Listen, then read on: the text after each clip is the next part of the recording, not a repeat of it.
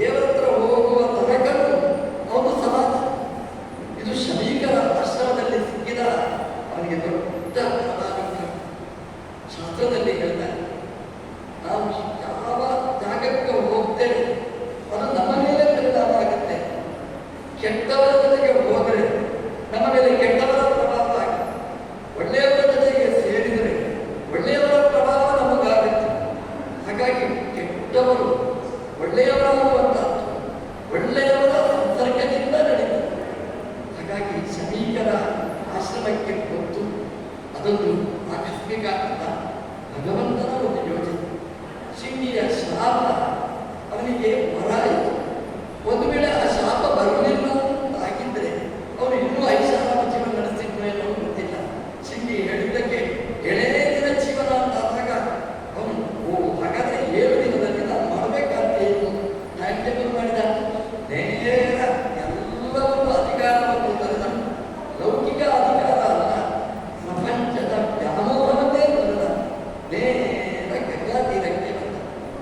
ಗಂಗೆ ಅಂತಂದ್ರೆ ಅವಳು ಶುದ್ಧ ಮಾಡು ತಾಯಿಯ ತಾಯಿಯ ಹತ್ರ ಬಂದರೆ ಮಗು ಎಷ್ಟೇ ಒಳಗಿರಲಿ ಆ ಮಗುವನ್ನು ಸ್ವಚ್ಛ ಮಾಡ್ತಾನೆ, ಸ್ನಾನ ಮಾಡಿಸ್ತಾನೆ, ಒಳಗೆ ಸಂಸ್ಕಾರ ಕೊಡ್ತಾನೆ, ಆ ಮಗುವನ್ನು ಚಂದ ಮಾಡ್ತಾನೆ. ತಾಯಿಯ ಜವಾಬ್ದಾರಿ. ಹಾಗಾಗಿ ಗಂಗಾ ತಾಯಿಯ ಅಡಿಗೆ ಪರೀಕ್ಷೆ ಬರ್ತಾನೆ. ಗಂಗಾ ದೇವಿ ಬಿಡ್ತಾಳ. ಗಂಗಾದೇವಿ ಬರೀ ಹೊರಗೆ ಮಾತ್ರ ಸ್ನಾನ ಮಾಡಿಸಿದ್ದಲ್ಲ, ಒಳಗೂ ಸ್ನಾನ ಮಾಡಿಸ್ತಾಳೆ. ಗಂಗೆ ಸ್ವಯಂ ಪವಿತ್ರ. ಗಂಗೆಯ ಸಂಪರ್ಕ ಯಾರು ಮಾಡ್ತಾರೆ ಅವರೂ ಪವಿತ್ರರಾಗ್ತಾರೆ. ಹಾಗಾಗಿ ಪರೀಕ್ಷೆಗಿನ ಒಳಗಿನ ಕಷ್ಪಲ ಇಲ್ಲ. ಮೊದಲು ಒಳ್ಳೆಯವರೇ, ಮಧ್ಯದಲ್ಲಿ ಸ್ವಲ್ಪ ಶಮೀಕರ ಆಶ್ರಮಕ್ಕೆ ಬರುವಾಗ ಸ್ವಲ್ಪ ನನಗೆ ಗೌರವ ಕೊಡಲಿಲ್ಲ, ನನಗೆ ಆಧಾರ ಮಾಡಲಿಲ್ಲ, ಸ್ವಲ್ಪ ಮುಜುಗರ ಇತ್ತು. ಎಲ್ಲ ಜಲಜಲ ಅಂತ ಆಯಿತು. ಮನಸ್ಸು ಶುದ್ಧ ಆಯಿತು, ಪಾತ್ರೆ ಶುದ್ಧ ಆಯಿತು. ಪಾತ್ರೆ ಶುದ್ಧ ಆದರೆ ಅದರಲ್ಲಿ ಹಾಲು ಹಾಕಿ ಕಾಸಿದರೆ ಅದು ಹಾಳಾಗುತ್ತದೆ. ಪಾತ್ರೆ ಹಾಳಾಗಿದ್ದರೆ ಹಾಲು ಹಾಕಿದರೆ ಹಾಲು ಹಾಳಾಗ್ತದೆ. ಪರೀಕ್ಷಿತ ಪಾತ್ರ ಚೆನ್ನಾಗಿತ್ತು. ಹಾಗಾಗಿ ಜ್ಞಾನದ ಹಾಲು ಹಾಕಿದರೆ ಅದು ಕೆಡುವ ಪ್ರಸಂಗನೇ ಇಲ್ಲ. ಪರೀಕ್ಷಿತರು ಕೂತರೆ ಶುಕಾಚಾರ್ಯರು ಕರೆದರೂ ಬರುವವರಲ್ಲ, ತಾನಾಗಿ ಬಂದರು. ಎಲ್ಲಿ ಜ್ಞಾನದ ಪಿಪಾಸೆ ಇರ್ತದೆ ಅಲ್ಲಿಗೆ ಶುಕಾಚಾರ್ಯರು ತಾನಾಗಿ ಬಂದರು. ಭಾಗವತ ಹೇಳುತ್ತೆ, ತತ್ರಾಭವ ಭಗವಾನ್ ವ್ಯಾಸತ್ರಃ. ಅಲ್ಲಿಗೆ ಶುಕಾಚಾರ್ಯರು ಬಂದ್ರು ಅಂತ ಭಾಗವತ ಹೇಳುವುದಿಲ್ಲ. ಶುಕಾಚಾರ್ಯರು ಸನ್ನಿಹಿತರಾದರು. ಶುಕ ಅಂದರೆ ರುದ್ರದೇವ ಮನೋನಿಯಾಮಕ. ಭಾಗವತವನ್ನು ಹೇಳಲಿಕ್ಕೆ ಅಂತಹ ಸೌಭಾಗ್ಯ. ಮನೋನಿಯಾಮಕ ಭಾಗವತ ಹೇಳಿದರೆ ಆ ಮನಸ್ಸಿನ ಒಳಗೆ ಪ್ರವೇಶ ಮಾಡಿಸಿದರು. ಶುಕಾಚಾರ್ಯರು ಒಂದು ರೂಪದಿಂದ ಮನಸ್ಸಿನ ಒಳಗೆ ಸೇರಿ ಒಂದು ರೂಪದಿಂದ ಭಾಗವತ ಹೇಳಿದರು. ಕಿವಿಯಲ್ಲಿ ಭಾಗವತ ಹೇಳಿದರು.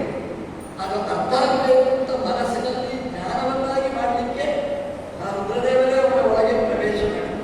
ಎಂತಹ ಸೌಭಾಗ್ಯ! ಎಲ್ಲ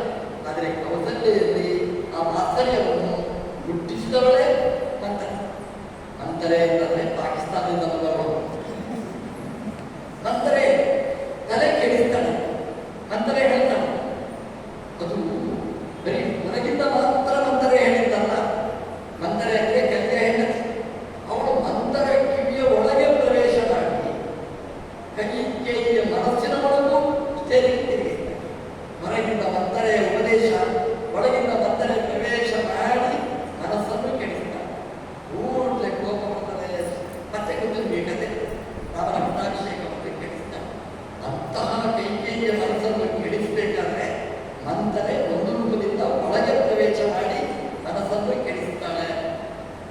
ಹಾಗಾಗಿ ಕೆಟ್ಟವರ ಸಂಘ ಮಾಡಬಾರದು. ನಾವು ಕೆಟ್ಟವರ ಸ್ವಭಾವ ಹೇಗಿರ್ತದೆ ಅಂತಂದ್ರೆ ಬರೀ ಹೊರಗಿಂದ ಮಾತ್ರ ಅಲ್ಲ, ಅಣ್ಣ ಅಣ್ಣ ಅಕ್ಕ ಅಕ್ಕ ಅಂತ ಹೇಳಿ ನಮ್ಮನ್ನು ಮುಟ್ಟಿ ನಮ್ಮ ಮನಸ್ಸನ್ನು ತಟ್ಟಿ ಮನಸ್ಸನ್ನು ಹಾಳು ಮಾಡಿ ಅವರು ಕನ್ವಿನ್ಸ್ ಮಾಡ್ತಾರೆ.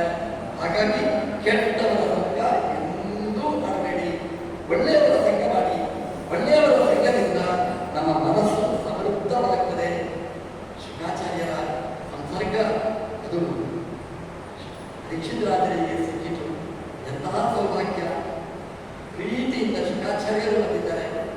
ಪರೀಕ್ಷೆಯನ್ನು ಅಷ್ಟೇ ಗೌರವದಿಂದ ಅವರಿಗೆ ಸತ್ಕಾರ ಮಾಡಿದ್ದಾರೆ. ಗಂಗಾ ತೀರದಲ್ಲಿ ಒಂದು ಕೂತಿದ್ದಾರೆ. ನೀರಿನ ಕೊರತೆ ಇದೆ. ಒಗಸು ತುಂಬ ನೀರು ಬಂತು. ಶುಕಾಚಾರ್ಯರ ಪಾದಕ್ಕೆ ಅಭಿಷೇಕ ಮಾಡಿದ್ದಾರೆ. ಪಾದ ಪೂಜೆ ಆಯಿತು. ನಾವು ಅದರ ಹೇಳಿದೆ, ನೀವು ಪಾದ ಪೂಜೆ ಮಾಡಬೇಕು ಅಂತಿದ್ರಿ ಅಂತಂದ್ರೆ ನಾನು ಮಾಡೋದಿಲ್ಲ ಅಂತ. ಯಾರು ಮಾಡೋದಿಲ್ಲ? ನೀವು ಮಾಡಬೇಕು ಅಂತಿದ್ದು ಬಾವಿಯಲ್ಲಿ ನೀರಿಲ್ಲ, ಇವತ್ತು ನೀರೇ ಮನೆಗೆ ಬರಲಿಲ್ಲ, ಅಡಿಗಾಗಿದೆ, ಕುಡಿದಿದ್ದಾನೆ, ಎಲ್ಲ ಆಗಿದೆ. ದೊಡ್ಡವರು ಬಂದಿದ್ದಾರೆ, ಕಾಲಿಗೆ ನೀರು ಹಾಕೋಣ ಅಂತಂದ್ರೆ ನೀರಿಲ್ಲ ಅಂತ ಹೇಳ್ತಾರೆ. ಇದು ನಮ್ಮ ಒಳಗಿನ ಕೊರತೆ ಎನ್ನುವುದು ತೋರಿಸ್ತದೆ. ನಮಗೆ ಬೇಡ ಅಂತ ಅನಿಸಿದಾಗ ಇದ್ದದ್ದು ಕಾಣುವುದಿಲ್ಲ. ಪಾತ್ರೆ ಇರಲಿಲ್ಲ, ಬೆಳ್ಳಿ ಪಾತ್ರೆ, ಬಂಗಾರದ ಪಾತ್ರೆ ಯಾವುದೂ ಇರಲಿಲ್ಲ. ಅರಮನೆಯಲ್ಲೆಲ್ಲ ಬಿಟ್ಟು ಬಂದಿದ್ದಾರೆ. ಇರುವುದು ದೇವರು ಕೊಟ್ಟ ಪಾತ್ರೆ ಮಾತ್ರ, ಕೈ. ಆ ಮೊಗಸು ತುಂಬ ನೀರು ಬರ್ತಾರೆ. ಶುಕಾಚಾರ್ಯರ ಪಾದಕ್ಕೆ ಅಭಿಷೇಕ ಮಾಡ್ತಾನೆ. ಪಾದ ಪೂಜೆ ಮಾಡಿದ. ಎಷ್ಟು ಸುಲಭ ನೋಡಿ! ಶುಕಾಚಾರ್ಯರ ಪಾದ ಪೂಜೆಯನ್ನು ಮಾಡಿದ. ಭಕ್ತಿಯಿಂದ ಶ್ರದ್ಧೆಯಿಂದ ಮಾಡಿದ. ಬರೀ ಹೊರಗಿನ ನೀರು ಮಾತ್ರ ಅಲ್ಲ, ಅದರಲ್ಲಿ ಮನಸ್ಸಿನ ಭಕ್ತಿಯ ಪ್ರೀತಿಯ ಪ್ರೇಮದ ನೀರನ್ನೂ ಸೇರಿಸಿ ಶುಕಾಚಾರ್ಯರ ಪಾದ ಪ್ರಕ್ಷಾಲನೆ ಮಾಡಿದ. ಕಾಣಿಕೆ ಇಡಬೇಕು, ದುಡ್ಡಿಲ್ಲ, ಎಲ್ಲ ಮನೆಯಲ್ಲಿ ಬಿಟ್ಟು ಎಲ್ಲ ಅಧಿಕಾರ ಒಪ್ಪಿಸಿ ಬಂದಿದ್ದಾನೆ. ಕೈಯಲ್ಲಿ ದುಡ್ಡಿಲ್ಲ. ದುಡ್ಡಿದ್ದಾಗ ಶುಕಾಚಾರ್ಯರು ಬರಲಿಲ್ಲ. ಶುಕಾಚಾರ್ಯರು ಬಂದಾಗ ದುಡ್ಡಿಲ್ಲ. ನಾವಾದ್ರೆ ಹೇಳ್ತೀವಿ, ಶುಕಾಚಾರ್ಯ ಕೊಡಬೇಕು ಅಂತಿತ್ತು, ಮನಸ್ಸು ಬಿಟ್ಟು ಬಂದಿದ್ದೇನೆ. ಪರೀಕ್ಷೆಗೆ ಹೇಳಲಿಲ್ಲ. ಏನು ಮಾಡಿದ ಗೊತ್ತಾ? ಅವರ ಪಾದಕ್ಕೆ ತನ್ನ ತಲೆಯನ್ನು ಇಟ್ಟು ಸಮರ್ಪಣೆ ಮಾಡಿದ. ಶುಕಾಚಾರ್ಯ ಹೇಳಿದ, ಇದು ನನ್ನ ಕಾಣಿಕೆ. ಎಷ್ಟು ಖುಷಿ ಆಯಿತು ಶುಕಾಚಾರ್ಯರಿಗೆ. ಶುಕಾಚಾರ್ಯರಿಗೆ ದುಡ್ಡು ಬೇಡ, ವಿರಕ್ತರು. ಅವ್ರಿಗೆ ಏನು ಬೇಕಿತ್ತು ಅಂತಂದ್ರೆ ಇದೇ ಬೇಕಾಗಿತ್ತು. ಏನು ಬೇಕಾಗಿತ್ತು? ತಲೆ. ಶುಕಾಚಾರ್ಯರಿಗೆ ಪರೀಕ್ಷೆಗೆ ಹೇಳಿದ, ನನ್ನ ಹಣ್ಣು ಅಂದ್ರೆ ಇದೆ, ಹಣ್ಣು ಕಾಯಿ ಎಲ್ಲ ಇದೆ, ನೀವು ತಲೆಯನ್ನೇ ಸಮರ್ಪಣೆ ಮಾಡಿದವರ ಪಾದದಲ್ಲಿ ಇಟ್ಟ. ಇದು ನನ್ನ ಸರ್ವಸ್ವ, ನನ್ನ ಎಲ್ಲ ಡಿಪಾಸಿಟ್ ಎಲ್ಲ ಇರುವುದು ಇಲ್ಲಿ, ಎಲ್ಲ ಸಂಪತ್ತಿ ಇರುವುದು ಇಲ್ಲಿ. ಹಾಗಾಗಿ ಇದನ್ನೇ ನಿಮ್ಮ ಕಾಲಿಗೆ ಇಟ್ಟಿದ್ದೇನೆ, ಇದನ್ನು ಸಮರ್ಪಣೆ ಮಾಡಿದ್ದೇನೆ, ಇದು ನನ್ನ ಕಾಣಿಕೆ. ಶುಕಾಚಾರ್ಯರು ಹೇಳಿದರು, ನನಗೆ ಕಾಣಿಕೆ ಬಂತು ಅಂತ ಹೇಳಿ. ಶುಕಾಚಾರ್ಯರು ಬಂದವರು ಭಾಗವತ ಹೇಳಿ. ಭಾಗವತ ಕೇಳಬೇಕಾದ್ರೆ ಇದರ ಮೇಲೆ ಬೇಕು, ಇದರ ಕೆಳಗೆ ಬೇಡ, ಕೈ ಕಾಲು ಯಾವುದು ಬೇಡ, ಅದರ ತಲೆಯ ಮೇಲೇ ಬೇಕಾಗ್ತದೆ. ಕಿವಿ ಕೇಳಬೇಕು, ಕಣ್ಣು ನೋಡಬೇಕು, ಬಾಯಿ ಸುಮ್ಮನೆ ಇರಬೇಕು. ಇದಕ್ಕೆಲ್ಲ ಇಂದ್ರಿಯಗಳು ಸ್ಪಂದಿಸಬೇಕು. ಇದೆಲ್ಲ ಇರುವುದು ಈ ಕಂಠದ ಮೇಲೆ. ಶುಕಾಚಾರ್ಯರೇ, ನೀವು ಭಾಗವತ ಹೇಳಿ, ನನ್ನ ಕಿವಿ ಎರಡನ್ನೂ ನಿಮ್ಗೆ ಕೊಟ್ಟಿದ್ದೇನೆ, ಕಣ್ಣು ನಿಮ್ಮನ್ನೇ ನೋಡ್ತಾ ಇರ್ತೇನೆ, ನಾಲಿಗೆಯಲ್ಲಿ ನಿಮ್ಮನ್ನು ಬಿಟ್ಟು ಯಾತ್ರನೂ ಮಾತಾಡುವುದಿಲ್ಲ, ನನ್ನ ಸರ್ವಸ್ವನಿಗೆ ಸಮರ್ಪಣೆ ಮಾಡಿದ್ದೇನೆ. ಶುಕಾಚಾರ್ಯರಿಗೆ ಬೇಕಾದಷ್ಟು ಪರೀಕ್ಷೆಗೆ ಅದನ್ನು ಅಷ್ಟನ್ನು ಕೊಟ್ಟ. ದೇವಸ್ಥಾನಕ್ಕೆ ಬರುವಾಗ ನಾವು ಕಾಣಿಕೆ ಕೊಡಬೇಕು, ಕಾಣಿಕೆ ತರಬೇಕು. ಕಾಣಿಕೆ ಅಂದರೆ ಯಾವುದು ಅಂದರೆ ಈ ತಲೆ. ದೇವಸ್ಥಾನಕ್ಕೆ ಬರುವಾಗ ಕಾಣಿಕೆ ಅಂತಂದರೆ ಬೇರೆ ದುಡ್ಡು ತನ್ನಿ ಬಿಡಿ, ಅದು ಮುಖ್ಯ ಅಲ್ಲ. ಯಾವುದು ಬೇಕು? ತಲೆ ಇಡಬೇಕು. ದೇವಸ್ಥಾನಕ್ಕೆ ಬರುವಾಗ ತಲೆ ಮಾತ್ರ ಬಿಟ್ಟು ಬರ್ತೇವೆ, ಮನಸ್ಸು ಮಾತ್ರ ಇಟ್ಕೊಂಡು ಬರ್ತೇವೆ. ದೇವಸ್ಥಾನಕ್ಕೆ ಬಂದ ಉದ್ದೇಶ ಬದಲಾಗುವುದಿಲ್ಲ. ನಮಗೆ ದೇವಸ್ಥಾನಕ್ಕೆ ಬರ್ತೇವೆ, ತಲೆ ಇರ್ತದ. ಈ ನಾಲ್ಕನೆಯಲ್ಲಿ ಬೆಳ್ಳುಳ್ಳಿ ತರಬೇಕು, ಬೆಳ್ಳುಳ್ಳಿ ತರಬೇಕಾ, ಸೌತೆಕಾಯಿ ತರಬೇಕು, ಮೆಣಸು ತರಬೇಕು, ಬೆಲ್ಲ ತರಬೇಕು, ಅದು ಮರ್ತು ಹೋಯ್ತು, ಇದು ಮರ್ತು ಹೋಯ್ತು. ದೇವಸ್ಥಾನ ಸುತ್ತ ಬರುವಾಗ ಇದೇ ನಮಗೆ ತಲೆ ಅಂಗಡಿಯಲ್ಲಿ ಮಾರ್ಕೆಟಲ್ಲಿ ಇಟ್ಟಿರ್ತೇವೆ, ದೇವಸ್ಥಾನದಲ್ಲಿ ತೆಗ್ತಾ ಇರ್ತೇವೆ. ಹಾಗಾದ್ರೆ ದೇವರಿಗೆ ದೇವಸ್ಥಾನಕ್ಕೆ ಬರುವಾಗ ಎಲ್ಲ ವ್ಯವಹಾರವನ್ನು ಬಿಟ್ಟು ಬರಬೇಕು. ದೇವಸ್ಥಾನಕ್ಕೆ ಬರುವಾಗ ವ್ಯವಹಾರವನ್ನು ನಮಗೆ ಒಂದೇ ಸಮಯದಲ್ಲಿ ಎರಡೂ ಆಗಬೇಕು. ಮಾರ್ಕೆಟಿಂಗ್ ಆಗಬೇಕು, ದೇವಸ್ಥಾನದೂ ಆಗಬೇಕು. ಎರಡೂ ಆಗಲ್ಲ, ಒಂದೇ ಆಗಲ್ಲ. ದೇವಸ್ಥಾನಕ್ಕೆ ಬರುವಾಗ ಅದೆಲ್ಲ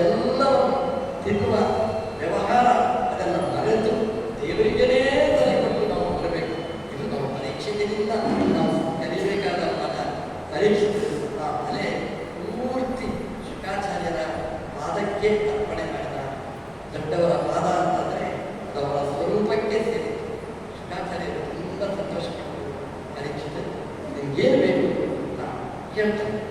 ಅವರಿಗೆ ಬಂತು, ಕಾಣಿಕೆ ಬಂತು, ಏನು ಬೇಕು ಕೇಳಿದರೆ ಪರೀಕ್ಷಿತ ಹೇಳಿದ, ನಾನು ಮುಮುಕ್ಷು, ಸಾಯಲಿಕ್ಕೆ ತಯಾರಾದ, ಹಾಗಾಗಿ ನನಗೆ ಏನು ಬೇಕೋ ನೀವು ಹೇಳಿ. ಎಷ್ಟು ಚೆನ್ನಾಗಿದೆ ನೋಡಿ. ದೊಡ್ಡವರವರಿಗೆ ಮನವು ಮುಗಿದು ಅಂತ ನಾವೇನು ಕೇಳೋದು ಬೇಡ. ನಾನು ಆಸ್ಪತ್ರೆಗೆ ಹೋಗಿ ಡಾಕ್ಟ್ರೆ ನನಗೆ ಈ ಮೆಡಿಸಿನ್ ಕೊಡಿ, ನನಗೆ ಈ ಇಂಜೆಕ್ಷನ್ ಕೊಡಿ ಅಂತಂದರೆ ಡಾಕ್ಟರ್ ಮಾಡ್ತಾರೆ. ನಾವು ಡಾಕ್ಟ್ರಿಗೆ ನಾವು ಹೇಳೋದಲ್ಲ, ಡಾಕ್ಟರ್ ನಾವು ಸಿಗಿದ್ದಾರೆ ನೋಡೋದು, ಈ ಮೆಡಿಸಿನ್ ಇದೊಂದು ಇಂಜೆಕ್ಷನ್ ಬೇಕು ಬೇಡ ಎಲ್ಲ ಅವರು ಹೇಳ್ತಾರೆ. ಶುಕಾಚಾರ್ಯರು ಅವರೋಗ ವೈದ್ಯರು, ಅವ್ರಿಗೆ ಗೊತ್ತಿದೆ ಏನು ಮೆಡಿಸಿನ್ ಕೊಡಬೇಕು ಏನು ಕೊಡಬಾರದು ಅಂತ ಅವ್ರಿಗೆ ಗೊತ್ತಿದೆ. ಅದಕ್ಕೆ ಅದನ್ನೇ ಹೇಳಿದ, ನಾನು ಮುಮುಕ್ಷು, ನಾನು ಪ್ರಪಂಚದಿಂದ ದೂರ ನಿಂತವ, ನನಗೆ 7 ದಿನದ ಆಯುಷ್ಯ ಇದೆ, ನಿಮ್ಮ ಜೊತೆಗೆ ಕಳಿಬೇಕು ಅಂತಿದ್ದೇನೆ. 7 ದಿನದಲ್ಲಿ ನಾವು ಏನು ತಯಾರು ಮಾಡಬೇಕು ತಯಾರು ಮಾಡಿ ಅಂತ ಶುಕಾಚಾರ್ಯರಿಗೆ ನಮ್ಮನ್ನು ಸಮರ್ಪಣೆ ಮಾಡಿದ್ದಾನೆ. ನನಗೆ ಗೊತ್ತು 7 ದಿನ ಎಂಥ ವಿಶ್ವಾಸಗಳು, ಶೃಂಗಿಯ ಶಾಪ ಅದು ಖಚಿತ ಸತ್ಯ, ಆ ಜ್ಞಾನ ಇದೆ. 7 ದಿನ ಶಾಪ ಏನಂದೇನಾಗಲಿಲ್ಲ, ಶಾಪ ಕೊಟ್ಟರೆ ನಾನು 7 ವರ್ಷ ಬರುತ್ತೇನೆ 70 ವರ್ಷ ಬರುತ್ತೇನೆ ಅಂತ ನಾವು ಹೇಳ್ತೇವೆ. ಪರೀಕ್ಷಿತ ಹಾಗಲ್ಲ.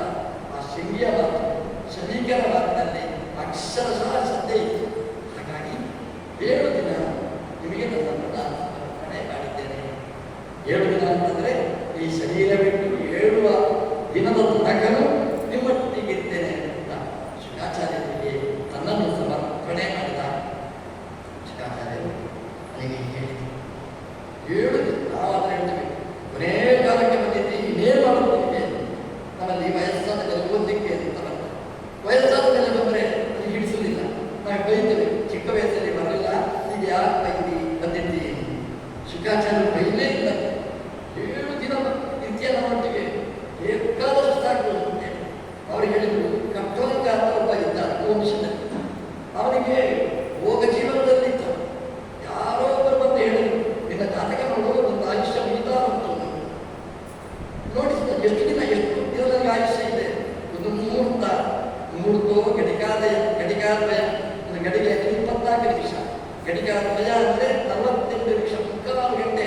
ಹೇಳಿದ್ರು ನಿಮಗೆ 3/4 ಗಂಟೆ ಆಯುಷ್ಯ. ಅವನಿಗೆಲ್ಲ ಬಿಟ್ಟ, ಆತನಾಗಿ ಕೂತ, ದೇವರನ್ನು ಸ್ಮರಣೆ ಮಾಡಿದ, ದೇವಲೋಕಕ್ಕೆ ಹೋದ.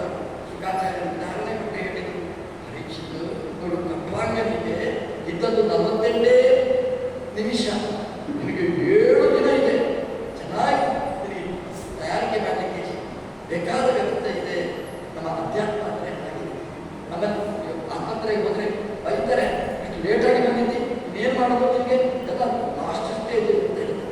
ನಮ್ಮ ಅಧ್ಯಾತ್ಮದಲ್ಲಿ ಹೇಳ್ತಾರೆ, ಇದು 7 ದಿನ ಇದೆ, ಬೇಕಾದಷ್ಟು ಸಾಕು, ಚೆನ್ನಾಗಿ ತಯಾರು ಮಾಡ್ತೇನೆ. ಇದು ಅಧ್ಯಾತ್ಮ. ಒಂದು ಕ್ಷಣ ದೇವರನ್ನು ಸ್ಮರಣೆ ಮಾಡಿದರೂ, ಮನಪೂರ್ವಕವಾಗಿ ನಾವು ಚಿಂತನೆ ಮಾಡಿದರೆ ಭಗವಂತ ಬರೀತಾನೆ. ಅದು ನಮ್ಮ ಅಧ್ಯಾತ್ಮ. ಹಾಗಾಗಿ ಶುಕಾಚಾರ್ಯರು ಪರೀಕ್ಷಿತರನ್ನು ಒಳ್ಳೆಯ ರೀತಿಯಲ್ಲಿ ಸ್ವಾಗತ ಮಾಡ್ತಾರೆ. ಪರೀಕ್ಷಿತಿನ ಚಿಂತನೆ ಶುಕಾಚಾರ್ಯರಿಗೆ ತುಂಬ ಅವರಿಗೆ ಪ್ರಶ್ನೆಗಳಿಗೆಲ್ಲ ಉತ್ತರಿಸ್ತಾರೆ. ಮಧ್ಯೆ ಮಧ್ಯೆ ಪರೀಕ್ಷೆ ಪ್ರಶ್ನಿಸ್ತಾರೆ, ಶುಕಾಚಾರ್ಯರು ಉತ್ತರಿಸ್ತಾರೆ. ಇದೊಂದು ಪ್ರಶ್ನೋತ್ತರ ರೂಪವಾದ, ಹೇಗೆ ಭಗವದ್ಗೀತೆ ಹಾಗೆಯೇ ಭಾಗವತರು ಕೂಡ ಪ್ರಶ್ನೋತ್ತರ ರೂಪದಲ್ಲಿ ಇರುವಂಥದ್ದು. ಅದೇ ಮನವೇ ಆಗಿಬಿಟ್ರೆ ನಿಜ ಬರ್ತದೆ. ಹಾಗಾಗಿ ಪ್ರಶ್ನೆಗಳಿಗೆ ಅವಕಾಶ ಇರ್ತಿದೆ. ಪರೀಕ್ಷಿತಂತೆ ಹೇಳಬೇಕು, ಶುಕಾಚಾರ್ಯಕ್ಕೆ ಅದರಿಂದ ಇಷ್ಟೊಂದು ಕೇಳಿದ್ದಾನೆ ಅಂತ ಖುಷಿಯಾಗಬೇಕು, ಮತ್ತೆ ಮುಂದುವರಿಸಬೇಕು. ಸೃಷ್ಟಿಯ ಬಗ್ಗೆ ಹೇಳ್ತಾರೆ. ಈ ಜಗತ್ತಿನ ಸೃಷ್ಟಿ ಹೇಗಾಯಿತು ಅನ್ನುವ ವಿವರಣೆಯನ್ನು ಶ್ರೀಮದ್ ಭಾಗವತ ವಿಸ್ತಾರವಾಗಿ ಭಗವಂತನ ಲಕ್ಷಣ ಜನ್ಮಾದ್ಯಸ್ಯ ಯಥೋನ್ಮಯಾತ್ ಅಂತ ಭಾಗವತ ಪ್ರಾರಂಭ ಮಾಡಿ, ಈ ಪ್ರಪಂಚವನ್ನು ಯಾರು ಸೃಷ್ಟಿ ಮಾಡಿದ್ದಾನೆ ಅದು ದೇವರು, ಅಲ್ಲಿಂದ ಭಾಗವತ ಪ್ರಾರಂಭ ಆಗುತ್ತೆ. ಶುಕಾಚಾರ್ಯರು ಇದನ್ನು ಭಾಗವತದಲ್ಲಿ 40 ಸ್ಕಂದಗಳಲ್ಲಿ ವಿವರಿಸುತ್ತಾರೆ. ಈ ಸೃಷ್ಟಿ ಹೇಗಾಯಿತು ಅದನ್ನು ವಿವರಿಸುತ್ತಾರೆ. ಅದು ಯಾಕೆ ಅಂತಂದರೆ, ಆ ಸೃಷ್ಟಿಯನ್ನು ನೋಡಿ ಸೃಷ್ಟಿ ಮಾಡಿದ ಭಗವಂತನ ವೈಭವ ನಾವು ಚಿಂತನೆ ಮಾಡಲಿಕ್ಕೆ ಸಾಧ್ಯ. ಭಗವಂತನ ಸೃಷ್ಟಿ ಅದ್ಭುತವಾದ ಸೃಷ್ಟಿ, ಅದನ್ನು ಭಗವಂತನಲ್ಲಿ ವಿವರಿಸುತ್ತಾರೆ. ದೇವರು ಹೇಗೆ ಸೃಷ್ಟಿ ಮಾಡಿದ, ಈ ಪ್ರಪಂಚವನ್ನು ನಿರ್ಮಾಣ ಮಾಡಿದ ಅದರ ವಿವರಣೆಯನ್ನು ಭಾಗವತದಲ್ಲಿ ಬ್ರಹ್ಮದೇವರನ್ನು ಸೃಷ್ಟಿ ಮಾಡಿದ, ನಿರಪೇಕ್ಷವಾಗಿ ಭಗವಂತನ ನಾಮಕರಣದಲ್ಲಿ ಬ್ರಹ್ಮದೇವರನ್ನು ನಿರ್ಮಾಣ ಮಾಡ್ತಾನೆ. ಬ್ರಹ್ಮದೇವರಿಗೆ ಅಧಿಕಾರ ಕೊಡ್ತಾನೆ ಸೃಷ್ಟಿ ಮಾಡಿ. ಬ್ರಹ್ಮದೇವರು ಸನಕ, ಸನಂದ, ಸನಾತನ, ಸನಸುಜಾತ 4 ಮಕ್ಕಳನ್ನು ಪಡೀತಾರೆ. ಬ್ರಹ್ಮದೇವರು ಹೇಳ್ತಾರೆ ಸನಕಾದಿಗಳಿಗೆ, ನೀವು ಸೃಷ್ಟಿಯನ್ನು ಮುಂದುವರಿಸಿ.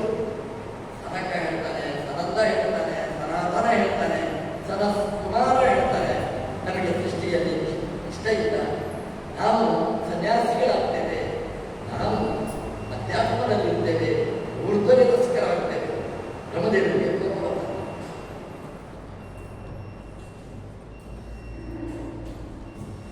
ಊರ್ಧ್ವರ ಸೃಷ್ಟಿಯ ಪ್ರಕ್ರಿಯೆಗೆ ಇದು ವಿರುದ್ಧವಾದ. ಹಾಗಾಗಿ ಸನ್ಯಾಸವನ್ನು ನಮ್ಮ ಪರಂಪರೆ, ಸನಕಾದಿಗಳ ಭವ್ಯವಾದ ಪರಂಪರೆ. ಮೊದಲನೇ ಸನ್ಯಾಸಿಗಳೇ ಭಗವಂತನ ಅನಂತರ ಸನಕಾದಿ. ಮೊದಲು ಹಂಸನಾಮಕನಾದ ಭಗವಂತ ಆ ಪರಂಪರೆಯಲ್ಲಿ ಸನಕ, ಸನಂದ, ಸನಾತನ, ಸನಸುಜಾತರು ಸೃಷ್ಟಿಯಾದರಿಂದಲೇ ಹುಟ್ಟು ಸನ್ಯಾಸಿಗಳು. ಸನ್ಯಾಸಿಗಳನ್ನು ನೋಡಿ ಆಮೇಲೆ ಸನ್ಯಾಸಿಯಾದದ್ದಲ್ಲ, ಸಹಜವಾಗಿ ಸನ್ಯಾಸಿ. ಬ್ರಹ್ಮದೇವರು ಕೋಪದಿಂದ ಮತ್ತೆ ಸೃಷ್ಟಿ ಮಾಡಬೇಕು. ರುದ್ರದೇವರನ್ನು ಲಲಾಟದಿಂದ ಸೃಷ್ಟಿ ಮಾಡಿ, ರುದ್ರದೇವರಿಗೆ ಸೃಷ್ಟಿ ಮಾಡಲಿಕ್ಕೆ ಅಂತ ಆದೇಶ ಕೊಡ್ತಾರೆ. ರುದ್ರದೇವರು ಭೂತಗಣಗಳನ್ನು ಸೃಷ್ಟಿ ಮಾಡ್ತಾರೆ. ಬ್ರಹ್ಮದೇವರು ಹೇಳಿದರು ಇದೆಲ್ಲ ಸೃಷ್ಟಿ ಮಾಡಬೇಕು ಅಂತ ಹೇಳಿದಾಗ ರುದ್ರದೇವರು ಸೃಷ್ಟಿಯನ್ನು ನಿಲ್ಲಿಸಿದರು. ಆವಾಗ ಸ್ವಯಂಭೂವನ್ನು ಶತರೂಪೆಯನ್ನು ಬ್ರಹ್ಮದೇವರು ಸೃಷ್ಟಿ ಮಾಡ್ತಾರೆ. ಸ್ವಯಂಭೂವ ಅಂದರೆ ಸ್ವಯಂಭೂವಿನ ಮಗ. ಶತರೂಪೆ 2 ಆದಿ ದಂಪತಿಗಳು, ಮನು ಮಾನವಿ 2 ಆದಿ ದಂಪತಿಗಳು. ಅವರಿಂದ ಈ ಜಗತ್ತಿನ ನಿರ್ಮಾಣ ನಡೆಯಿತು. ಮೊದಲನೇ ಅಪ್ಪ ಅಮ್ಮ ಲೋಕದ ದೃಷ್ಟಿಯಲ್ಲಿ ಸ್ವಯಂಭೂವನು ಮತ್ತೆ ಶತರೂಪ. ಬ್ರಹ್ಮದೇವರಿಗೆ ಆಜ್ಞೆ ಮಾಡ್ತಾರೆ ಸೃಷ್ಟಿಯನ್ನು ಮುಂದುವರಿಸಿ. ಸೃಷ್ಟಿ ಆಗಬೇಕು. ಅವ್ರು ಹೇಳ್ತಾರೆ ಬ್ರಹ್ಮದೇವರಿಗೆ ಸೃಷ್ಟಿ ಮಾಡಲಿಕ್ಕೆ ಆಗುವುದಿಲ್ಲ, ಜಾಗನೇ ಇಲ್ಲ, ಎಲ್ಲ ನೀರು ಎಲ್ಲ ಕಡೆ ತುಂಬಿರುತ್ತೆ, ಸೃಷ್ಟಿ ಮಾಡೋದು ಹೇಗೆ? ನೋಡ್ತಾರೆ ಎಲ್ಲ ಕಡೆ ನೀರು, ಭೂಮಿಯೇ ಇಲ್ಲ, ಎಲ್ಲಿ ಸೃಷ್ಟಿ ಮಾಡಬೇಕು? ನೋಡಿ, ಸ್ವಯಂಭೂ ಮನೆಯ ಜಾಗರೂಕತೆ ಎಷ್ಟಿದೆ. ಸೃಷ್ಟಿ ಮಾಡುವುದು ಮುಖ್ಯ ಅಲ್ಲ, ಸೃಷ್ಟಿ ಮಾಡಿದ ಮೇಲೆ ಮಕ್ಕಳಿಗೆ ಜಾಗ ಎಲ್ಲಿ ಮೊದಲೇ ರಿಸರ್ವ್ ಮಾಡಿ, ಮಕ್ಕಳು ಕೂಡಬೇಕು, ಮಕ್ಕಳಿಗೆ ಜಾಗ ಬೇಕು ಅನ್ನೋದು ಮೊದಲು ತಯಾರು ಮಾಡಿ. ಮಕ್ಕಳು ತಯಾರಾದ ಮೇಲೆ ಜಾಗದ ಪ್ರಶ್ನೆ ಅಲ್ಲ. ಮಕ್ಕಳಾಗುವುದಕ್ಕಿಂತ ಮುಂಚೆ ಜಾಗದ ವ್ಯವಸ್ಥೆ ಮಾಡಿ ಮುಂದಿನ ಪರಂಪರೆಯನ್ನು ಬೆಳೆಸಿ ಅವತ್ತೇ ಎಚ್ಚರ ಕೊಟ್ಟಿದ್ರು. ಸ್ವಯಂ ಮೂಲ ಮನು ಸೃಷ್ಟಿಗೆ ಮುಂಚೆ ಅದಕ್ಕೆ ಬೇಕಾದ ವ್ಯವಸ್ಥೆ ಎಷ್ಟು ನೋಡಿ ಮಕ್ಕಳನ್ನು ನಿರ್ಮಾಣ ಮಾಡಬೇಕು, ಅವತ್ತೇ ಎಚ್ಚರಿಕೆ. ಬ್ರಹ್ಮದೇವರು ಭಗವಂತನನ್ನು ಚಿಂತನೆ ಮಾಡ್ತಾರೆ. ಬ್ರಹ್ಮದೇವರ ಮೂಗಿನಿಂದ ವರಾಹದೇವರು ಬರ್ತಾರೆ. ಪುಟ್ಟ ಹಂದಿ ವರಾಹ ನೋಡ್ತಾ ಇದ್ದಾಗಲೇ ಬೃಹದಾಕಾರವನ್ನು ಪಡೆಯಿತು. ಬೃಹದಾಕಾರವನ್ನು ಪಡೆದು ನೀರಿನ ಆಳಕ್ಕೆ ಪಾತಾಳದ ತನಕ ಹೋಗಿ ಅಲ್ಲಿರ್ತಕ್ಕಂತಹ ಹಿರಣ್ಯಾಕ್ಷ ಎಂಬ ದೈತ್ಯನನ್ನು ಸಂಹಾರ ಮಾಡಿ ಮುಳುಗಿಸಿದ ಭೂಮಿಯನ್ನು ಮೇಲಕ್ಕೆ ತಂದು ಕಕ್ಷೆಯಲ್ಲಿ ಹಾಗೆಯೇ ಇರುತ್ತಾರೆ. ಇದು ವರಾಹದೇವರು ಮಾಡಿದ ಪರಮೋಪಕಾರ. ಹಾಗಾಗಿ ನಾವು ವರಾಹದೇವರನ್ನು ದಿನಾ ಪ್ರಾರ್ಥನೆ ಮಾಡಬೇಕು.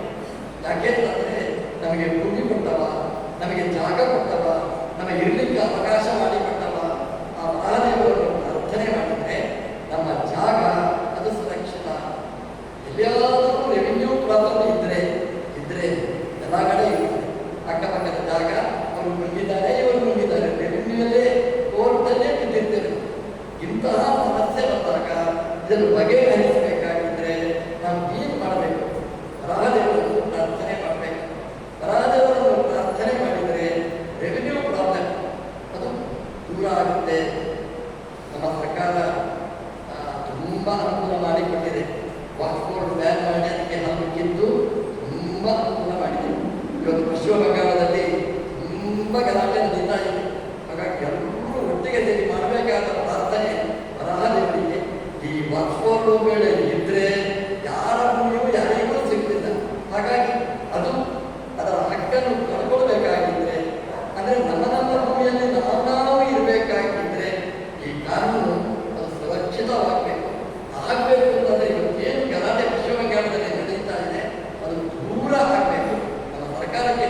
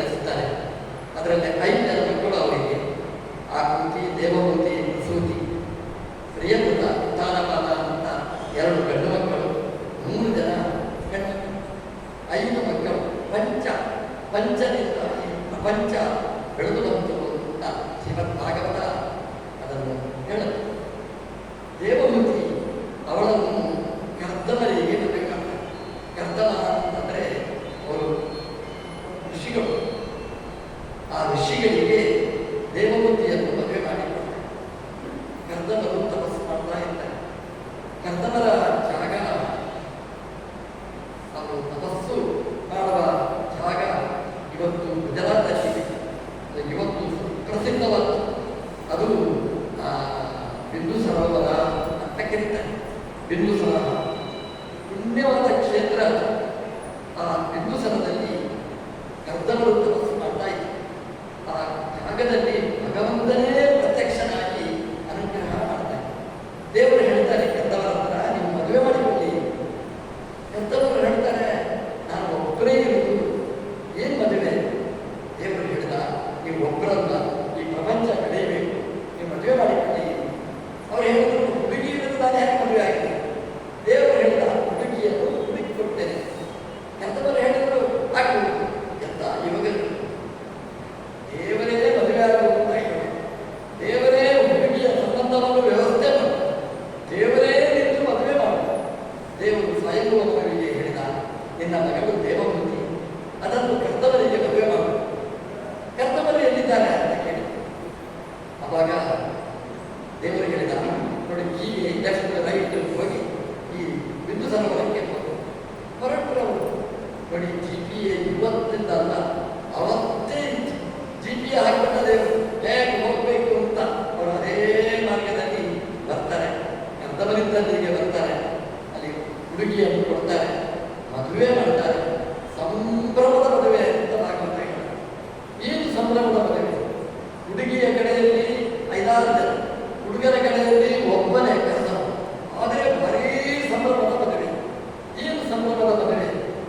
ಭಾಗವತ ಹೇಳೋದು ಸಂಭ್ರಮದ ಮದುವೆ ಯಾಕೆ ಅಂತಂದ್ರೆ, ಸಾಮಾನ್ಯವಾಗಿ ನಾವು ಮದುವೆ ಸಂಭ್ರಮ ಅಂದರೆ ಏನು ಹೇಳ್ತೇವೆ? ಏನು ಕಾರು ಪಾರ್ಕಿಂಗಿಗೆ ಜಾಗ ಇರಲಿಲ್ಲ, ಏನು ಸಂಭ್ರಮ ಅಂತ ಹೇಳ್ತೀವಿ. ದೇವಮೂರ್ತಿ ಕರ್ದವರ ಮದುವೆ ಸಂಭ್ರಮ ಯಾಕೆ ಅಂತಂದ್ರೆ, ಕಾರ್ ಪಾರ್ಕಿಂಗಿಗೆ ಜಾಗ ಇಲ್ಲ ಅಂತ, ವಿಮಾನ ಪಾರ್ಕಿಂಗಿಗೆ ಜಾಗ ಇರಲಿಲ್ಲ, ಹಾಗಾಗಿ ಸಂಭ್ರಮದ ಮದುವೆ. ಅದೇನು ವಿಮಾನ ಪಾರ್ಕಿಂಗಿಗೆ ಜಾಗ ಇಲ್ಲ, ದೇವತೆಗಳೆಲ್ಲ ಭಾಗವಹಿಸಿದ್ದಾರೆ. ದೇವತೆಗಳು ಯಾಕೆ ಬರ್ತಾರೆ? ಅವರವರ ವಿಮಾನದಲ್ಲಿ ಬರ್ತಾರೆ. ಹಾಗಾಗಿ ಆಕಾಶವಿಡೀ ವಿಮಾನದಲ್ಲಿ ದೇವತೆಗಳು ನೋಡಿ ಕರ್ದನ ದೇವಮೂರ್ತಿಯನ್ನು ಆಶೀರ್ವಾದ ಮಾಡಿದ್ದಾರೆ. ಅಂದರೆ ದೇವತೆಗಳೆಲ್ಲ ಭಾಗವಹಿಸಿದ ಮದುವೆ ಕರ್ದನ ದೇವಮೂರ್ತಿಯರ ವಿಶಿಷ್ಟವಾದ ಮದುವೆ. ಇದನ್ನು ನಾವು ನೆನಪಿಟ್ಟುಕೊಳ್ಬೇಕಾದ ಕಥೆ ಇದೆ. ನಮ್ಮ ಮನೆಯ ಮದುವೆನೂ ಹೇಗಿರಬೇಕು? ಸಂಭ್ರಮದ ಮದುವೆ ಆಗಬೇಕು, ಭ್ರಮೆಯ ಮದುವೆ ಆಗಬಾರದು, ಸಂಭ್ರಮದ ಮದುವೆ ಆಗಬೇಕು. ಸಂಭ್ರಮದ ಮದುವೆ ಅಂದರೆ ಯಾರು ಬರಬೇಕು? ಒಳ್ಳೆಯ ಆಶೀರ್ವಾದ ಮಾಡುವವರು ಬರಬೇಕು, ದಂಪತಿಗಳಿಗೆ ಒಳ್ಳೆಯದಾಗಲಿ ಅಂತ ಹರಸುವವರು ಬರಬೇಕು. ಅದಕ್ಕೆ ಒಬ್ಬ ಮಹಾಪಾಪಿ ಇರ್ತಾನೆ, ಅನ್ಯಾಯ ಮಾಡುವವರು ಇರ್ತಾನೆ. ಅವನು ನನ್ನಂತವರೇ ಆಗಲಿ ಒಂದು ಆಶೀರ್ವಾದ ಮಾಡಿದರೆ, ಅವನು ಡೈವರ್ಸ್ ಕೇಸ್ ಕೊಟ್ಟು ಬಂದವ, ಅವನು ಒಂದು ನನ್ನ ಹಾಗೆ ಆಗಿ ಮದುವೆಗಳು ಅಂತ ಆಶೀರ್ವಾದ ಮಾಡಿದರೆ ನನ್ನವರು ಬರಬೇಕಾಗಿ ಮದುವೆ.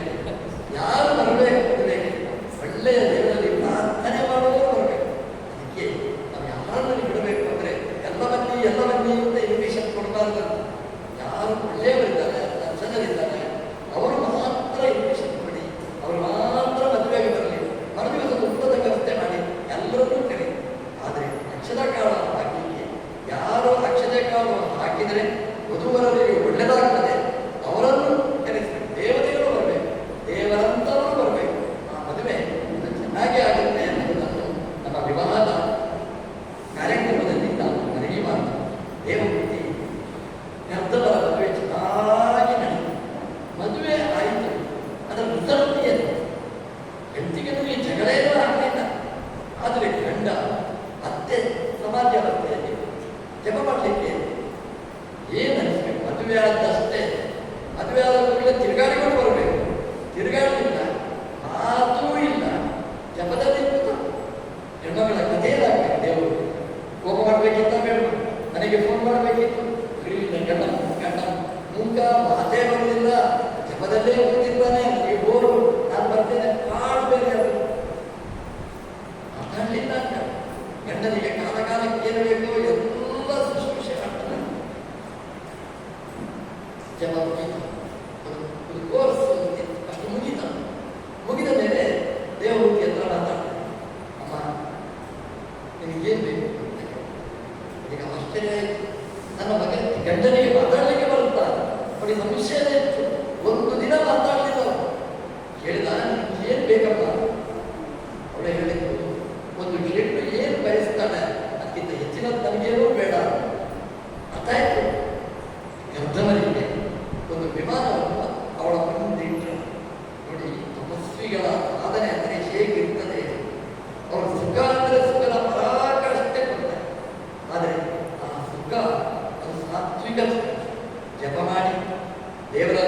ಸಾಧನೆ ಮಾಡಿ ಬಂದ ಸುಖ, ಅದು ನಿಜವಾದ ಸುಖ, ಸುಮ್ಮನೆ ಬಂದ ಸುಖ ಅದು ನಶ್ವರ. ಹಾಗಾಗಿ ಕರ್ತವ್ಯ ವಿಮಾನವನ್ನು ತಂದು ದೇವಮೂರ್ತಿಯ ಮುಂದೆ ಇಡ್ತಾರೆ. ಅಮ್ಮ ವಿಮಾನದಲ್ಲಿ ಕೂತು ಅವಳಿಗೆ ಸಂಕೋಚ ಆಯ್ತು. ಹರಕು ಮುರುಕು ಬಟ್ಟೆ ಇದನ್ನು ಉಂಟುಕೊಂಡು ನಾನು ಹೇಗೆ ಬರಲಿ ಅಂತ ಗಂಡನ ಹತ್ರ ಕೇಳಿದೆ. ವಿಮಾನಕ್ಕೆ ಹೋಗುವಾಗ ವಿಮಾನ ಬಸ್ಸಲ್ಲಿ ಬರಬೇಕು, ಹೀಗೆ ಹೇಗೆ ಬರಲಿ? ಅವಾಗ ಕರ್ತವ್ಯ ಹೇಳ್ತಾರೆ, ಅಮ್ಮ ನನ್ನ ಸರೋವರ ಇದೆ, ಬಿಂದು ಸರೋವರ, ಸ್ನಾನ ಮಾಡಿಕೊಡಪ್ಪ. ಸ್ನಾನಕ್ಕೆ ಹೋಗುವಾಗ ಒಬ್ಬಳೇ ಸ್ನಾನಕ್ಕೆ ಇಳಿದ್ರೆ ನೂರಾರು ಜನ, ಸಾವಿರಾರು ಜನ. ಒಬ್ಬಳು ಎಣ್ಣೆ ಹಚ್ಚಲಿಕ್ಕೆ, ಒಬ್ಬಳು ಸೋಪ್ ಹಾಕಲಿಕ್ಕೆ, ಒಬ್ಬಳು ಮೈ ತೊಳಿಲಿಕ್ಕೆ, ಒಬ್ಬಳು ನೋಡ್ತಾಳೆ ಈಚೆ ತಿರುಗಬೇಕಾ ಈಚೆ ತಿರುಗಬೇಕಾ, ಏಳು ಜನ ಅವಳು ಒಬ್ಬಳೇ ಅಂತ ತಿಳ್ಕೊಂಡಿದ್ದು ಸಾವಿರ ಮಂದಿ ಕಿಕ್ಕರಿಯರು ಸೇವೆ ಮಾಡಲಿಕ್ಕೆ. ಇದು ತಪಸ್ವಿಗಳ ತಪಸ್ಸು ಅಂದರೆ ಅವರಿಗೆ ಏನು ಇಲ್ಲ ಅಂತಲ್ಲ, ದಾರಿದ್ರ್ಯ ಅಲ್ಲ. ಅವರು ಸಂಕಲ್ಪ ಮಾಡಿದರೆ ಏನೂ ಮಾಡ್ತಾರೆ. ಅವಳಿಗೆ ಸಂತೋಷ ಆಯಿತು, ಬೇರಕ್ಕೆ ಬರ್ತಾಳೆ. ತಾಂಬರ ವಜ್ರ ವೈಡೂರ್ಯ ಸಕಲಾಭರಣ ಪುಷ್ಟೆಯಾಗ್ತದೆ. ಋಷಿಗಳಿಗೆ ಈ ಪ್ರಾಪಂಚಿಕ ಸುಖ ಅದು ಅನಾಯಾಸವಾಗಿ ಬರುವಂಥದ್ದು. ಅದಕ್ಕೆ ಮೃತ್ಯು ಸುರಿಸುವುದಿಲ್ಲ. ಮತ್ತು ಅನ್ನಷ್ಟಕ್ಕೆ ಬಂತು. ಅದು ನೋಡ್ತಾನೆ, ಗಂಡನ ನೋಡ್ತಾನೆ, ನಿಮಗೇನಿಲ್ಲ. ಅವರು ಹಾಗೆ ಪ್ರಕಾರ ಪಿತಾಂಬರ ಉಟ್ಕೊಂಡು ತಯಾರಾದ ಇಬ್ಬರು ವಿಮಾನ ಹತ್ತಾರೆ. ವಿಮಾನ ಒಂದು ರೌಂಡ್ ಬರ್ತದೆ. ಎಲ್ಲ ಸುಖ ಸಂಪತ್ತಿಗಳು ಎಲ್ಲ ಬಿತ್ತು. ಯಾವ ಕೊರತೆಯೂ ಏನೇನು ಬಯಸ್ತಾರೆ ಅದೆಲ್ಲ. ಈಗ ವಿಮಾನದಲ್ಲಿ ಅವರು ಏನು ಕೊಡ್ತಾರೆ ಅನ್ನೋದು ತಿನ್ಬೇಕು. ಆ ವಿಮಾನ ಹಾಗಲ್ಲ, ಅವ್ರು ಏನು ಬೇಕಾದ್ರೂ ಬರ್ತದೆ. ಅದು ಕೇಳಲಿಕ್ಕಿಲ್ಲ, ಅವ್ರ ತಯಾರು ಮನಸ್ಸಲ್ಲಿ ಆಲೋಚನೆ ಮಾಡಿದ್ರೆ ಸಾಕು. ತಯಾರಾಗಿತ್ತು. ಒಂದು ರೌಂಡ್ ಬಂತು. ಕರ್ತವ್ಯ ಹೇಳಿದ್ರು ದೇವತೆ ಹತ್ರ, ಒಂದು ರೌಂಡ್ ಬಂತು, ಇನ್ನೊಂದು ರೌಂಡ್ ಹೋಗಿ ಬರೋಣ. ಅವ್ರು ಕೇಳ್ತಾರೆ ಎಷ್ಟು ಗಂಟೆ ಆಯಿತು? ಆಗ ಕರ್ತವ್ಯ ಹೇಳ್ತಾರೆ, 100 ವರ್ಷ ಅಂತ ಹೇಳಿ. 100 ಗಂಟೆ 100 ನಿಮಿಷ ಅಲ್ಲ, 100 ವರ್ಷ ಒಂದು ರೌಂಡ್. ಅವ್ರು ಹೇಳಿದ್ರು 100 ವರ್ಷ. ಎಂತ ವಿಮಾನ ಅಂತ ಆಲೋಚನೆ ಮಾಡಿ. ಒಂದು ಲ್ಯಾಂಡ್ ಆಗಿಲ್ಲ, ಫ್ಯೂಯಲ್ಗೋಸ್ಕರ ಪೆಟ್ರೋಲ್ ತುಂಬಿಸ್ಬೇಕು, ಕೆಳಗೆ ಇಳಿಲೇ ಇಲ್ಲ ವಿಮಾನ. ಎಲ್ಲಿ ಏರ್ಪೋರ್ಟಲ್ಲಿ ಇಳಿದು 100 ವರ್ಷ ಗರ ತಿರುಗಾಡಿಕೊಂಡೇ ಇತ್ತು ಅಂತಂದ್ರೆ ಆ ಋಷಿಗಳ ಆ ಯೋಗ ಶಕ್ತಿಯಿಂದ ನಿರ್ಮಿತವಾದ ವಿಮಾನ ಅದು ಹೇಗಿತ್ತು? ನಮ್ಮ ವಿಮಾನಗಳು ಪೂರ್ವಾಗಲೇ ಎಲ್ಲಾದರೂ ಬಂದ್ಬಿಡ್ತಾರೆ. ಎಲ್ಲಿ ಬೀಳ್ತದೆ ಅಂತ ನಮ್ಗೆ ಗೊತ್ತಿರುವುದಿಲ್ಲ. ನಮಗೆ ಋಷಿಗಳ ಭೌತಿಕ ವಿಜ್ಞಾನ ಅದು ಎಷ್ಟಿತ್ತು, ಅದು ಊಹೆಗೆ ಅತೀತವಾದ. ನಾವು ಭೌತಿಕದಿಂದ ಹೋಗಬಾರದು ಅನ್ನೋದಕ್ಕೋಸ್ಕರನೇ ಆ ವಿಜ್ಞಾನಗಳನ್ನೆಲ್ಲ ಅವರು ಮೈನಸ್ ಮಾಡಿದ್ರು, ಕಟ್ ಮಾಡಿದ್ರು. ಅವರಿಗೆ ಗೊತ್ತು ಭೌತಿಕ ವಿಜ್ಞಾನದಲ್ಲಿರುವ ಲೋಪಗಳು, ದೋಷಗಳು ಗೊತ್ತು. ಹಾಗಾಗಿ ಅವರು ಅದನ್ನು ನಮಗೆ ಹೇಳಿಕೊಟ್ಟಿಲ್ಲ. ವಿಮಾನದ ತಂತ್ರ ಆ ಕಾಲದಲ್ಲಿ ಚೆನ್ನಾಗಿತ್ತು. ಅಮ್ಮ ದೇವವತಿ ಇನ್ನೊಂದು ಸರ್ವನ ಈ ಸಾಕೋ ಸಾಕು ಅಂತ ಹೇಳ್ತಾರೆ. ವಿಮಾನದಲ್ಲಿ ಕೆಳಗೆ ನೋಡಿ, ಮದುವೆ ಆದ ಮೇಲೆ ತಪಸ್ಸಲ್ಲೇ ಅವರು ಸೇವೆ ಸಲ್ಲಿಸಿದರು. ಆ ಸೇವೆಗೆ ಫಲ ಅಂತಂದ್ರೆ 100 ವರ್ಷ. ಆದರೆ 100 ವರ್ಷದ ಆ ಸುಖ ಒಂದು ಗಳಿಗೆ ಹಾಗೆ ಕಾಣಿಸಿದೆ. ನಮ್ಮ ಜೀವನ ಅಂದರೆ ಹಾಗೆ. ಸುಖ ಅಂತಂದ್ರೆ ಅದು ದೀರ್ಘಕಾಲಕ್ಕೂ ಕೂಡ ಒಂದು ಕ್ಷಣ, ದುಃಖ ಒಂದು ಕ್ಷಣ ಬಂದರೆ ದೃಢೀಗಾಯದೆ ಅಂತ ಒಂದು ಚೂರು ಕಾಲ ದುಃಖ ಬಂದರೆ ಎಷ್ಟು ವರ್ಷ ಈ ದುಃಖ, ಅದು 1 ನಿಮಿಷ ಮಾತ್ರ ದುಃಖ ಸಮಸ್ಯೆ. ಆದರೆ ಒಂದು ವರ್ಷಗಟ್ಟಲೆ ತಿಳ್ಕೊಳ್ತೇವೆ. ಸುಖ ವರ್ಷಗಟ್ಟಲೆ ಬಂದರೆ ಅದೊಂದು ಕ್ಷಣ ಅಂತ ನಾವು ತಿಳ್ಕೊಳ್ತೇವೆ. ಸುಖ ಅಂದರೆ ಲೌಕಿಕ ಸುಖ ಅಂದರೆ ಹಾಗೇನೇ ಇರ್ತದೆ. ದೇವಮೂರ್ತಿ ಗಂಡನಿಂದ 9 ಮಕ್ಕಳನ್ನು ಪಡಿತಾನೆ. 9 ಹೆಣ್ಮಕ್ಕಳು. ಅವಳು ಸಂತೋಷ ಪಡ್ತಾಳೆ. 9 ಮಕ್ಕಳನ್ನು ಋಷಿಗಳಿಗೆ ಮದುವೆ ಮಾಡಿಕೊಡ್ತಾಳೆ. ಅದರಲ್ಲಿ ಎಂತೆಂಥ ಮಕ್ಕಳು ಹುಟ್ಟಿದ್ರು ಅಂತ ಭಾಗವತ ಹೇಳ್ತಾರೆ. ಅದರಲ್ಲಿ ಅನುಸೂಯ ಅಂತ ಆ ಅನುಸೂಯೆಯನ್ನು ಅತ್ರಿ ಋಷಿಗಳಿಗೆ ಮದುವೆ ಮಾಡಿಕೊಡ್ತಾರೆ. ಅವರಲ್ಲಿ ದತ್ತಂ ದುರ್ವಾಸಂ ಸೋಮ ಆತ್ಮ ಈಶ ಬ್ರಹ್ಮ ಸಂಭವ ಭಾಗವತ ಹೇಳುತ್ತೆ. ಅತ್ರಿ ಅನಸೂಯೆಯರಲ್ಲಿ 3 ಜನ ಮಕ್ಕಳು ಹುಟ್ಟಿದ್ರು. ಒಂದು ಅದರಲ್ಲಿ ದತ್ತಾತ್ರೇಯ, ಇನ್ನೊಂದು ದುರ್ವಾಸ, ಇನ್ನೊಂದು ಚಂದ್ರ. 3 ಜನ ಮಕ್ಕಳು ಅತ್ರಿ ಅನಸೂಯೆಯರಲ್ಲಿ ಜನ್ಮವನ್ನು ಪಡೆದರು. ಅದರಲ್ಲಿ ತ್ರಿಮೂರ್ತಿಗಳು ದತ್ತ ಅಂತ ಭಗವಂತನ ರೂಪ. ಅದು ಅತ್ರಿಯ ಮಗ ಆದ್ದರಿಂದ ಆತ್ರೇಯ. ದತ್ತ ಆತ್ರೇಯ, ದತ್ತಾತ್ರೇಯ. ದೂರ್ವಾಸ ರುದ್ರದೇವರೇ ದೂರ್ವಾಸನಾಗಿ ಬಂದ. ಚಂದ್ರ ಬ್ರಹ್ಮನ ಜೊತೆಗೆ ಭೂಮಿಯಲ್ಲಿ ಬರ್ತಾನೆ. ಈಗ ಅತ್ರಿಯ ಇಂದ ಬಂದವ ಚಂದ್ರ. 3 ಮಕ್ಕಳನ್ನು ಅತ್ರಿ ಅನಸೂಯೆಯ ದಾಂಪತ್ಯದಲ್ಲಿ ಭೂಮಿಯಲ್ಲಿ ಪಡೆಯುತ್ತಾರೆ. ಸೌಭಾಗ್ಯ ಆ ದೇವಮೂರ್ತಿ ಕಂದವರ ದಾಂಪತ್ಯದಲ್ಲಿ ದೇವತೆಗಳು ಭೂಮಿಗೆ ಬರ್ತಾರೆ. 9 ಮಕ್ಕಳಿಂದ ಸಂತಾನವನ್ನು ಪಡೆದ ಕಂದವರು ದೇವಮೂರ್ತಿಗೆ ಹೇಳ್ತಾರೆ, ಅಮ್ಮ ನಾನು ತಪಸ್ಸಿಗೆ ಬರುತ್ತೇನೆ. ಮದುವೆ ಆಗುವುದಕ್ಕಿಂತ ಮುಂಚೆ ತಪಸ್ಸು, ಮದುವೆ ಆದ ಮೇಲೆ ತಪಸ್ಸು, ಮಕ್ಕಳಾದ ಮೇಲೆ ತಪಸ್ಸು. ದೇವಮೂರ್ತಿ ಹೇಳ್ತಾಳೆ, 9 ಮಂದಿ ಮಕ್ಕಳು ಕೊಟ್ಟಿದ್ದೀರಿ, ಎಲ್ಲ ಗಂಡನನ್ನೇ ಕಳಿಸಿಕೊಟ್ಟಿದ್ದೀರಿ, ನಾನು ಒಂಟಿ, ನನ್ನ ಬಿಟ್ಟು ಹೇಗೆ ಹೋಗ್ತೀರಿ? ಕೆಲವರಿಗೆ ಅರ್ಥ ಇಲ್ಲ. ಹಾಗಾದ್ರೆ ಇವಳಿಗೆ ಒಂಟಿತನಕ್ಕೆ ಒಂದು ವಿರೋಧಿ ಅರ್ಥಾತ್ ಅವಳಿಗೆ ಜೀವನಕ್ಕೆ ಮಾರ್ಗದರ್ಶನ ಮಾಡತಕ್ಕಂಥ ಇನ್ನೊಂದು ಮಗು ಕೊಡಬೇಕು ಅಂತ ಗಂಡು ಮಗು. ಎಂಥ ಚಿಂತನೆಗಳು! ಹೆಣ್ಣು ಮಗು ಬೇಕು ಅಂದರೆ ಹೆಣ್ಣೇ ಮಕ್ಕಳು, ಗಂಡು ಮಗು ಬೇಕು ಅಂದರೆ ಗಂಡು ಮಕ್ಕಳೇ. ಇದು ಯೋಗದ ಸಾಮರ್ಥ್ಯ, ಅದು ಗಂಡು ಸಂತಾನ. ಅದೇ ಕಪಿಲರು ಭಗವಂತ ದೇವರನ್ನೇ ಮಗನನ್ನಾಗಿ ಕೊಡ್ತಾರೆ. ಕಪಿಲ ಕರ್ದವರು ಆ ಮಗುವನ್ನು ಕೊಟ್ಟು ಆ ಮಗುವಿಗೂ ನಮಸ್ಕಾರ ಮಾಡಿ ಮತ್ತೆ ತಪಸ್ಸಿಗೆ ಅಂತ ಕರ್ದವರು ಕರ್ದವರ ಜೀವನವೇ ನಿಮಗೆ ಅನ್ನಿಸ್ತದೆ, ಅಲ್ಲ ದೇವರೇ ಮನೆಗೆ ಬಂದಿದ್ದಾರೆ, ಇನ್ನೇನು ತಪಸ್ಸು? ದೇವರನ್ನು ಮೂಲ ರೂಪ ಅವತಾರ ರೂಪ ಅಂತ ಎರಡಿದೆ. ಈ ಅವತಾರ ರೂಪ ಮನೆಗೆ ಬಂದಿದೆ, ಮೂಲ ರೂಪವನ್ನು ನೋಡಬೇಕು ಅಂತ ಮತ್ತೆ ತಪಸ್ಸಿಗೆ ಹೋಗ್ತಾರೆ. ನಮ್ಮ ಬೆಂಬರು ನಮ್ಮ ಜೊತೆಗಿರುವ ರೂಪ ಅದನ್ನು ನೋಡಬೇಕು ಅಂತ ಕರ್ತವರು ಮತ್ತೆ ತಪಸ್ಸಿಗೆ ಹೋಗ್ತಾರೆ. ಕಪಿಲನ ಜೊತೆಗೆ ದೇವಮೂರ್ತಿ ನಿರಂತರ ಅಧ್ಯಯನ ಮಾಡ್ತಾರೆ. ಸಾಮಾನ್ಯವಾಗಿ ತಾಯಿ ಮಗುವಿಗೆ ಹೇಳಿಕೊಡುವ ಕ್ರಮ ಲೋಕದಲ್ಲಿರುವಂಥ ತಾಯಿಯೇ ಮೊದಲ ಪಾಠಶಾಲೆ, ಮಕ್ಕಳಿಗೆ ಹೇಳಿಕೊಡುವುದು ತಾಯಿ, ಲೋಕದ ಸಂಪ್ರದಾಯ.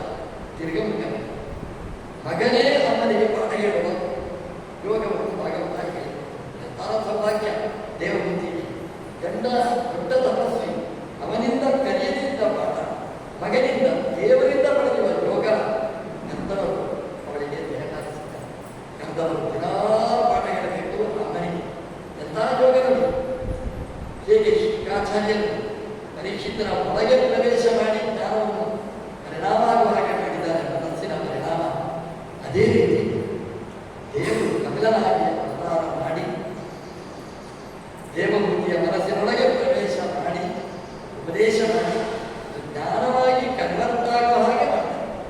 ನಾವು ಹೇಳುವುದು ಶಬ್ದ, ಒಳಗೆ ಜ್ಞಾನವಾಗಿ ಕನ್ವರ್ಟ್ ಆಗಬೇಕು. ಆಗ ಆಗಬೇಕಾದ್ರೆ ದೇವರ ಅನುಗ್ರಹ ನಮಗಿದ್ರೆ ಮಾತ್ರ ಸಾಧ್ಯ. ಇದು ಶಬ್ದ ಮಾತ್ರ ಬೆಳೀತದೆ, ಅದು ಜ್ಞಾನವಾಗಿ ಪರಿಣಾಮ ಆಗಬೇಕು, ಮನೋವೃತ್ತಿ ಮನ ಪರಿಣಾಮ ಆಗಬೇಕು. ಹಾಗಾಗಿ ಕಪಿಲನ ಮನಾನುಗ್ರಹ ದೇವಮೂರ್ತಿಗೆ ಸಿಕ್ಕಿದೆ. ಹಾಗಾಗಿ ಕಪಿಲ ದೇವರು ದಿನಾ ಸ್ಮರಣೆ ಮಾಡಬೇಕು. ಇದೇ ದಾಸರು ಹೇಳ್ತಾರೆ, ಬೆಳಗ್ಗೆ ದಿನ ಕಪಿಲ ಕಪಿಲ ಕಪಿಲ ಅಂತ ನಾವು 3 ಬಾರಿ ಭಕ್ತಿಯಿಂದ ಹೇಳಿದರೆ ಒಳ್ಳೆ ಜ್ಞಾನ ಬರುತ್ತೆ. ನಮ್ದೆಲ್ಲ ಬೆಳಗ್ಗೆ ಕಪಿಲ ಅಂತಲ್ಲ, ಕಾಪಿಲ ಕಾಪಿಲ ಅಂತ ಹೇಳಿ ಬೆಳಗ್ಗೆ ಎದ್ದ ತಕ್ಷಣ ಅದನ್ನು ಬಿಟ್ಟು ಕಪಿಲ ಅಂತ ನಾವು ಹೇಳಬೇಕು. ಕಪಿಲ ಅಂತಂದ್ರೆ ಕಾ ಅಂದರೆ ಸುಖರೂಪ ನಾದ ದೇವರು, ಸುಖವನ್ನು ಬಾಯಲ್ಲಿ ಕುಡಿಸುವ ದೇವರು, ಜ್ಞಾನವನ್ನು ಕೊಡತಕ್ಕಂತಹ ದೇವರು ಕಪಿಲ ರೂಪಿಯಾದ ಭಗವಂತ. ಅವರ ದಿನಮಾ ಬೆಳಗಾದ ಮುಂದೆ ನಾವು ಸ್ಮರಣೆ ಮಾಡಬೇಕು. ಸ್ಮರಣೆ ಮಾಡಿದ್ರೆ ಒಳ್ಳೆಯ ಜ್ಞಾನ ನಮಗೆ, ನಮ್ಮ ಮನೆಗೆ, ನಮ್ಮ ಮಕ್ಕಳಿಗೆ, ನಮ್ಮ ಪರಂಪರೆಗೆ ತತ್ವಜ್ಞಾನದ ಧಾರೆನೇ ಹರಿದು ಬರ್ತದೆ. ದೇವಮೂರ್ತಿಗೆ ಒಳ್ಳೆಯ ಜ್ಞಾನವನ್ನು ಭಗವಂತ ನೀಡುತ್ತಾನೆ. ಸಾಂಖ್ಯದ ಬಗ್ಗೆ, ಯೋಗದ ಬಗ್ಗೆ, ಭಕ್ತಿಯ ಬಗ್ಗೆ ಎಲ್ಲ ವಿವರಣೆಯನ್ನು ತಮ್ಮ ಅಮ್ಮನಿಗೆ ದೇವರು ಹೇಳುವ ಮಾತು ತುಂಬ ರೋಚಕವಾಗಿರ್ತಕ್ಕಂಥ ದೊಡ್ಡ ಪ್ರಕರಣ ತೃತೀಯ ಸ್ಕಂದ. ಅದರಲ್ಲಿ ಉದ್ದೇಶ ಮಾಡ್ತಾ ದೇವರು ಹೇಳ್ತಾರೆ, ಈ ಜೀವ ಪ್ರಪಂಚಕ್ಕೆ ಬರುವ ಆ ದಾರಿಯನ್ನು ಹೇಳ್ತಾರೆ. ಅದು ವೈರಾಗ್ಯ ಬರಲಿಕ್ಕೋಸ್ಕರ ಹೇಳ್ತಾರೆ. ಈ ತಾಯಿಯ ಗರ್ಭದಲ್ಲಿ ಮಗು ಬೆಳೀತಿದೆ, ಅದು ಚಿಕ್ಕ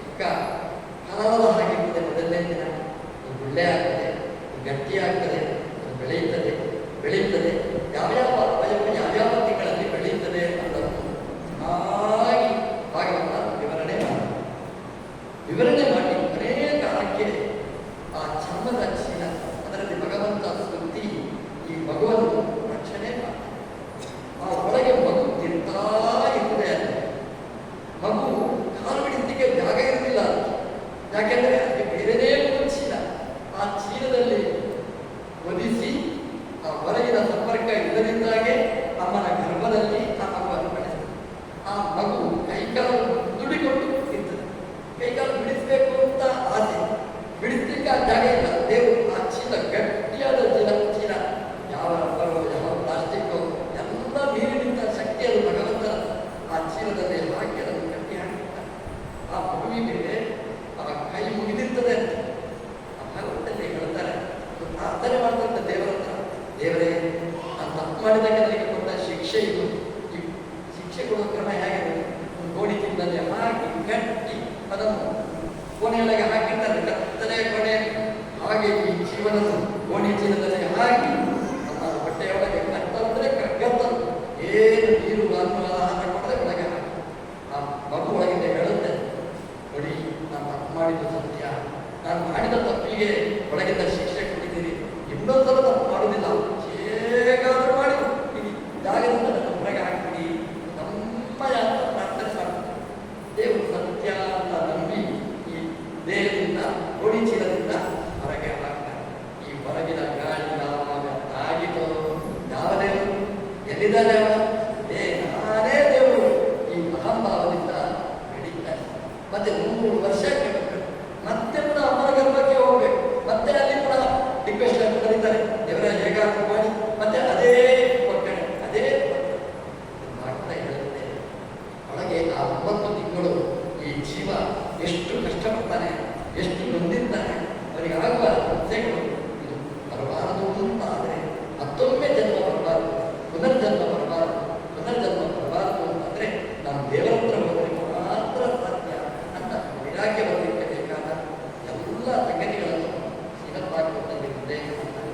ಅದರಲ್ಲಿ ದೇವರಲ್ಲಿ ಮನಸ್ಸನ್ನು ಹೇಗೆ ಇಡಬೇಕು, ದೇವರಲ್ಲಿ ಭಕ್ತಿ ಹೇಗೆ ಬರಬೇಕು, ಅದಕ್ಕೆ ಈ ಪ್ರಪಂಚದ ಸೃಷ್ಟಿಯ ಬಗ್ಗೆ ವಿವರಣೆಯನ್ನು ಮಾಡ್ತಾನೆ. ಪಂಚವೀರ್ ಬ್ರಹ್ಮ ಚತುರ್ವೇದ ದಶವಿಸ್ತದ ಈ ಪ್ರಪಂಚವನ್ನು ಸಂಖ್ಯೆಯ ಮೂಲಕ ಈ ಪ್ರಪಂಚವನ್ನು ವಿವರಣೆ ಮಾಡಿ, ಈ ಪ್ರಪಂಚ ಇದನ್ನು ಸೃಷ್ಟಿ ಮಾಡಿ ನಮ್ಮ ದೇವರು ಎಂತಹ ಸೃಷ್ಟಿ, ಎಷ್ಟು ಅದ್ಭುತವಾದ ಸೃಷ್ಟಿ. ಪ್ರಪಂಚದಲ್ಲಿ ಇಂತಹ ಸೃಷ್ಟಿ ಮಾಡಲಿಕ್ಕೆ ಇನ್ನೊಂದು ಜಾಗ ಇವೆ. ನೋಡಿ, ಸೂಕ್ಷ್ಮವಾಗಿ ನೋಡಿ, ಎಷ್ಟು ಬೆಲೆ ಮಾಡುವ ಈ ಶರೀರ ಸೃಷ್ಟಿ ಮಾಡಿದ್ದಾನೆ. ಈ ಶರೀರ ಸೃಷ್ಟಿ ಮಾಡಿ ವೈದ್ಯರ ಹತ್ರ ಡಾಕ್ಟರ್ ಯಾವಾಗ ಬಂದಾಗ ಗೊತ್ತಾ ಇರ್ತಾರೆ, ನೀವು ಶಾಸ್ತ್ರದಲ್ಲಿ ಓದೋದಕ್ಕಿಂತ ಜಾಸ್ತಿ ನಾನು ಓದಿದ್ದೇನೆ ಅಂತ ಹೇಳ್ತಾರೆ. ಯಾಕೆ ಅಂತಂದ್ರೆ ಅವರಿಗೆ ಈ ಶರೀರದ ಹೊರಗಿರುವ ನಮಗೆ ಈ ಭಾಗ ಮಾತ್ರ ಏನು ಅಮೂಲ್ಯ ಎಷ್ಟು ಬೆಲೆ ಮಾಡುವ ವಸ್ತು, ಅವರಿಗೆ ಈ ಶರೀರದ ಒಳಗೆ ಬೆಲೆ ಮಾಡುವ ವಸ್ತು ಎಷ್ಟಿದೆ ಅಂತ ಅವರಿಗೆ ಗೊತ್ತು. ಒಂದು ಪಾರ್ಟ್ ತೆಗೆದರೆ ಇನ್ನೊಂದು ಅಂತ ಪಾರ್ಟ್ ಹಾಕಲು ಎಷ್ಟು ಕಷ್ಟ ಅವರಿಗೆ ಗೊತ್ತು. ಎಲ್ಲ ಡೂಪ್ಲಿಕೇಟ್ ಸಿಗುವುದೇ ಇಲ್ಲ. ಎಷ್ಟು ಆಶ್ಚರ್ಯ ಅಂತಂದರೆ ಅಂತಹ ಬೆಲೆ ಮಾಡುವ ವಸ್ತುಗಳನ್ನೆಲ್ಲ ಇಟ್ಟಿದ್ದಾರೆ.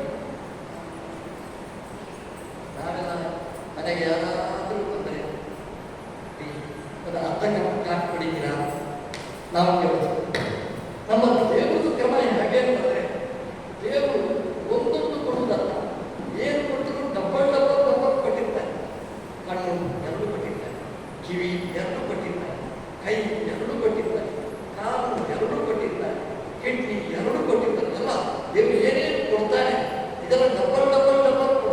ಈ ಮನುಷ್ಯನ ಒಂದು ಅರ್ಧ ಕಪ್, ಅದೇ 1 ಕಪ್ ಕೊಡ್ಲಿಕ್ಕೆ ಆಗಲ್ಲ, ಅರ್ಧ ಕಪ್ ಕಾಫಿ ಹಾಕಿ ನಮ್ಮೆಲ್ಲ ಅರ್ಧ ದೇವರದ್ದು ಇಡೀ ಅಲ್ಲ ಡಬ್ಬಲ್ ಅಷ್ಟು ನಮಗೆ ದೇವರು ಮಾಡಿ ನೋಡಿ. ಇಷ್ಟೆಲ್ಲ ಮಾಡಿದ್ದಾನೆ. ಮಾಡಿ ಇದರ ಒಳಗೆ ಆ ಕಿಡ್ನಿಯು, ಹಾರ್ಟು, ಲಿವರು, ಈ ಪೈಪ್ಗಳು, ತನಾಳಗಳು ಎಲ್ಲ ಒಳಗಿಟ್ಟಿದ್ದಾನೆ. ಇಷ್ಟರ ಒಳಗಿಟ್ಟಿದ್ದಾನೆ. ನೀವು ನೋಡಿ ಒಂದು ಆಲೋಚನೆ ಮಾಡಿ, ಇದನ್ನು ಒಳಗಿಟ್ಟು ಈ ಶರೀರವನ್ನು ನಿರ್ಮಾಣ ಮಾಡಿ ಒಂದು ಗೋಣಿ ಚೀಲ, ಆ ಗೋಣಿ ಚೀಲದಲ್ಲಿ ಎಲ್ಲ ಸರಕುಗಳನ್ನು ತುಂಬಿಸಿ ಆಮೇಲೆ ಪ್ಯಾಕ್ ಮಾಡಿ. ನೋಡಿದ ಕೂಡಲೇ ಗೊತ್ತು ಪ್ಯಾಕ್ ಗೊತ್ತಾಗಿದೆ. ನೀವು ಹಾಕಿದ ಕೊಲ್ಲಿಗೆ ಅಲ್ಲಿ ಕಾಣಿಸ್ತದೆ. ಕೊಲ್ಲಿಗೆ ಕಾಣಿಸದಿದ್ದಾಗೆ ಗೋಣಿ ಪ್ಯಾಕ್ ಮಾಡಲಿಕ್ಕೆ ಗೊತ್ತಾ? ಚಾಲೆಂಜ್. ಸಾಧ್ಯನೇ ನಮ್ಮ ದೇವರು ಇಷ್ಟು ವಸ್ತು ಇದರ ಒಳಗಿಟ್ಟಿದ್ದಾನೆ. ಎಲ್ಲಿಯಾದರೂ ಒಂದು ಸ್ಟಿಚಸ್ ಕಾಣಿಸ್ತಾರೆ. ಸ್ಟಿಚಸ್ ಇಲ್ಲದೆ ಪ್ಯಾಕಿಂಗ್ ಮಾಡಬೇಕು ಅಂತಂದ್ರೆ ಇದು ದೇವರದೇ ಸೃಷ್ಟಿ ಹೊರತು ಇನ್ನೊಂದು ಕಡೆ ಇಂಥ ಸೃಷ್ಟಿಯನ್ನು ಮಾಡಲಿಕ್ಕೆ ಪ್ರಪಂಚದಲ್ಲಿ ಸಾಧ್ಯ. ದೇವರ ಅದ್ಭುತ ಸೃಷ್ಟಿಗೆ ಇದೊಂದು ಒಳ್ಳೆಯ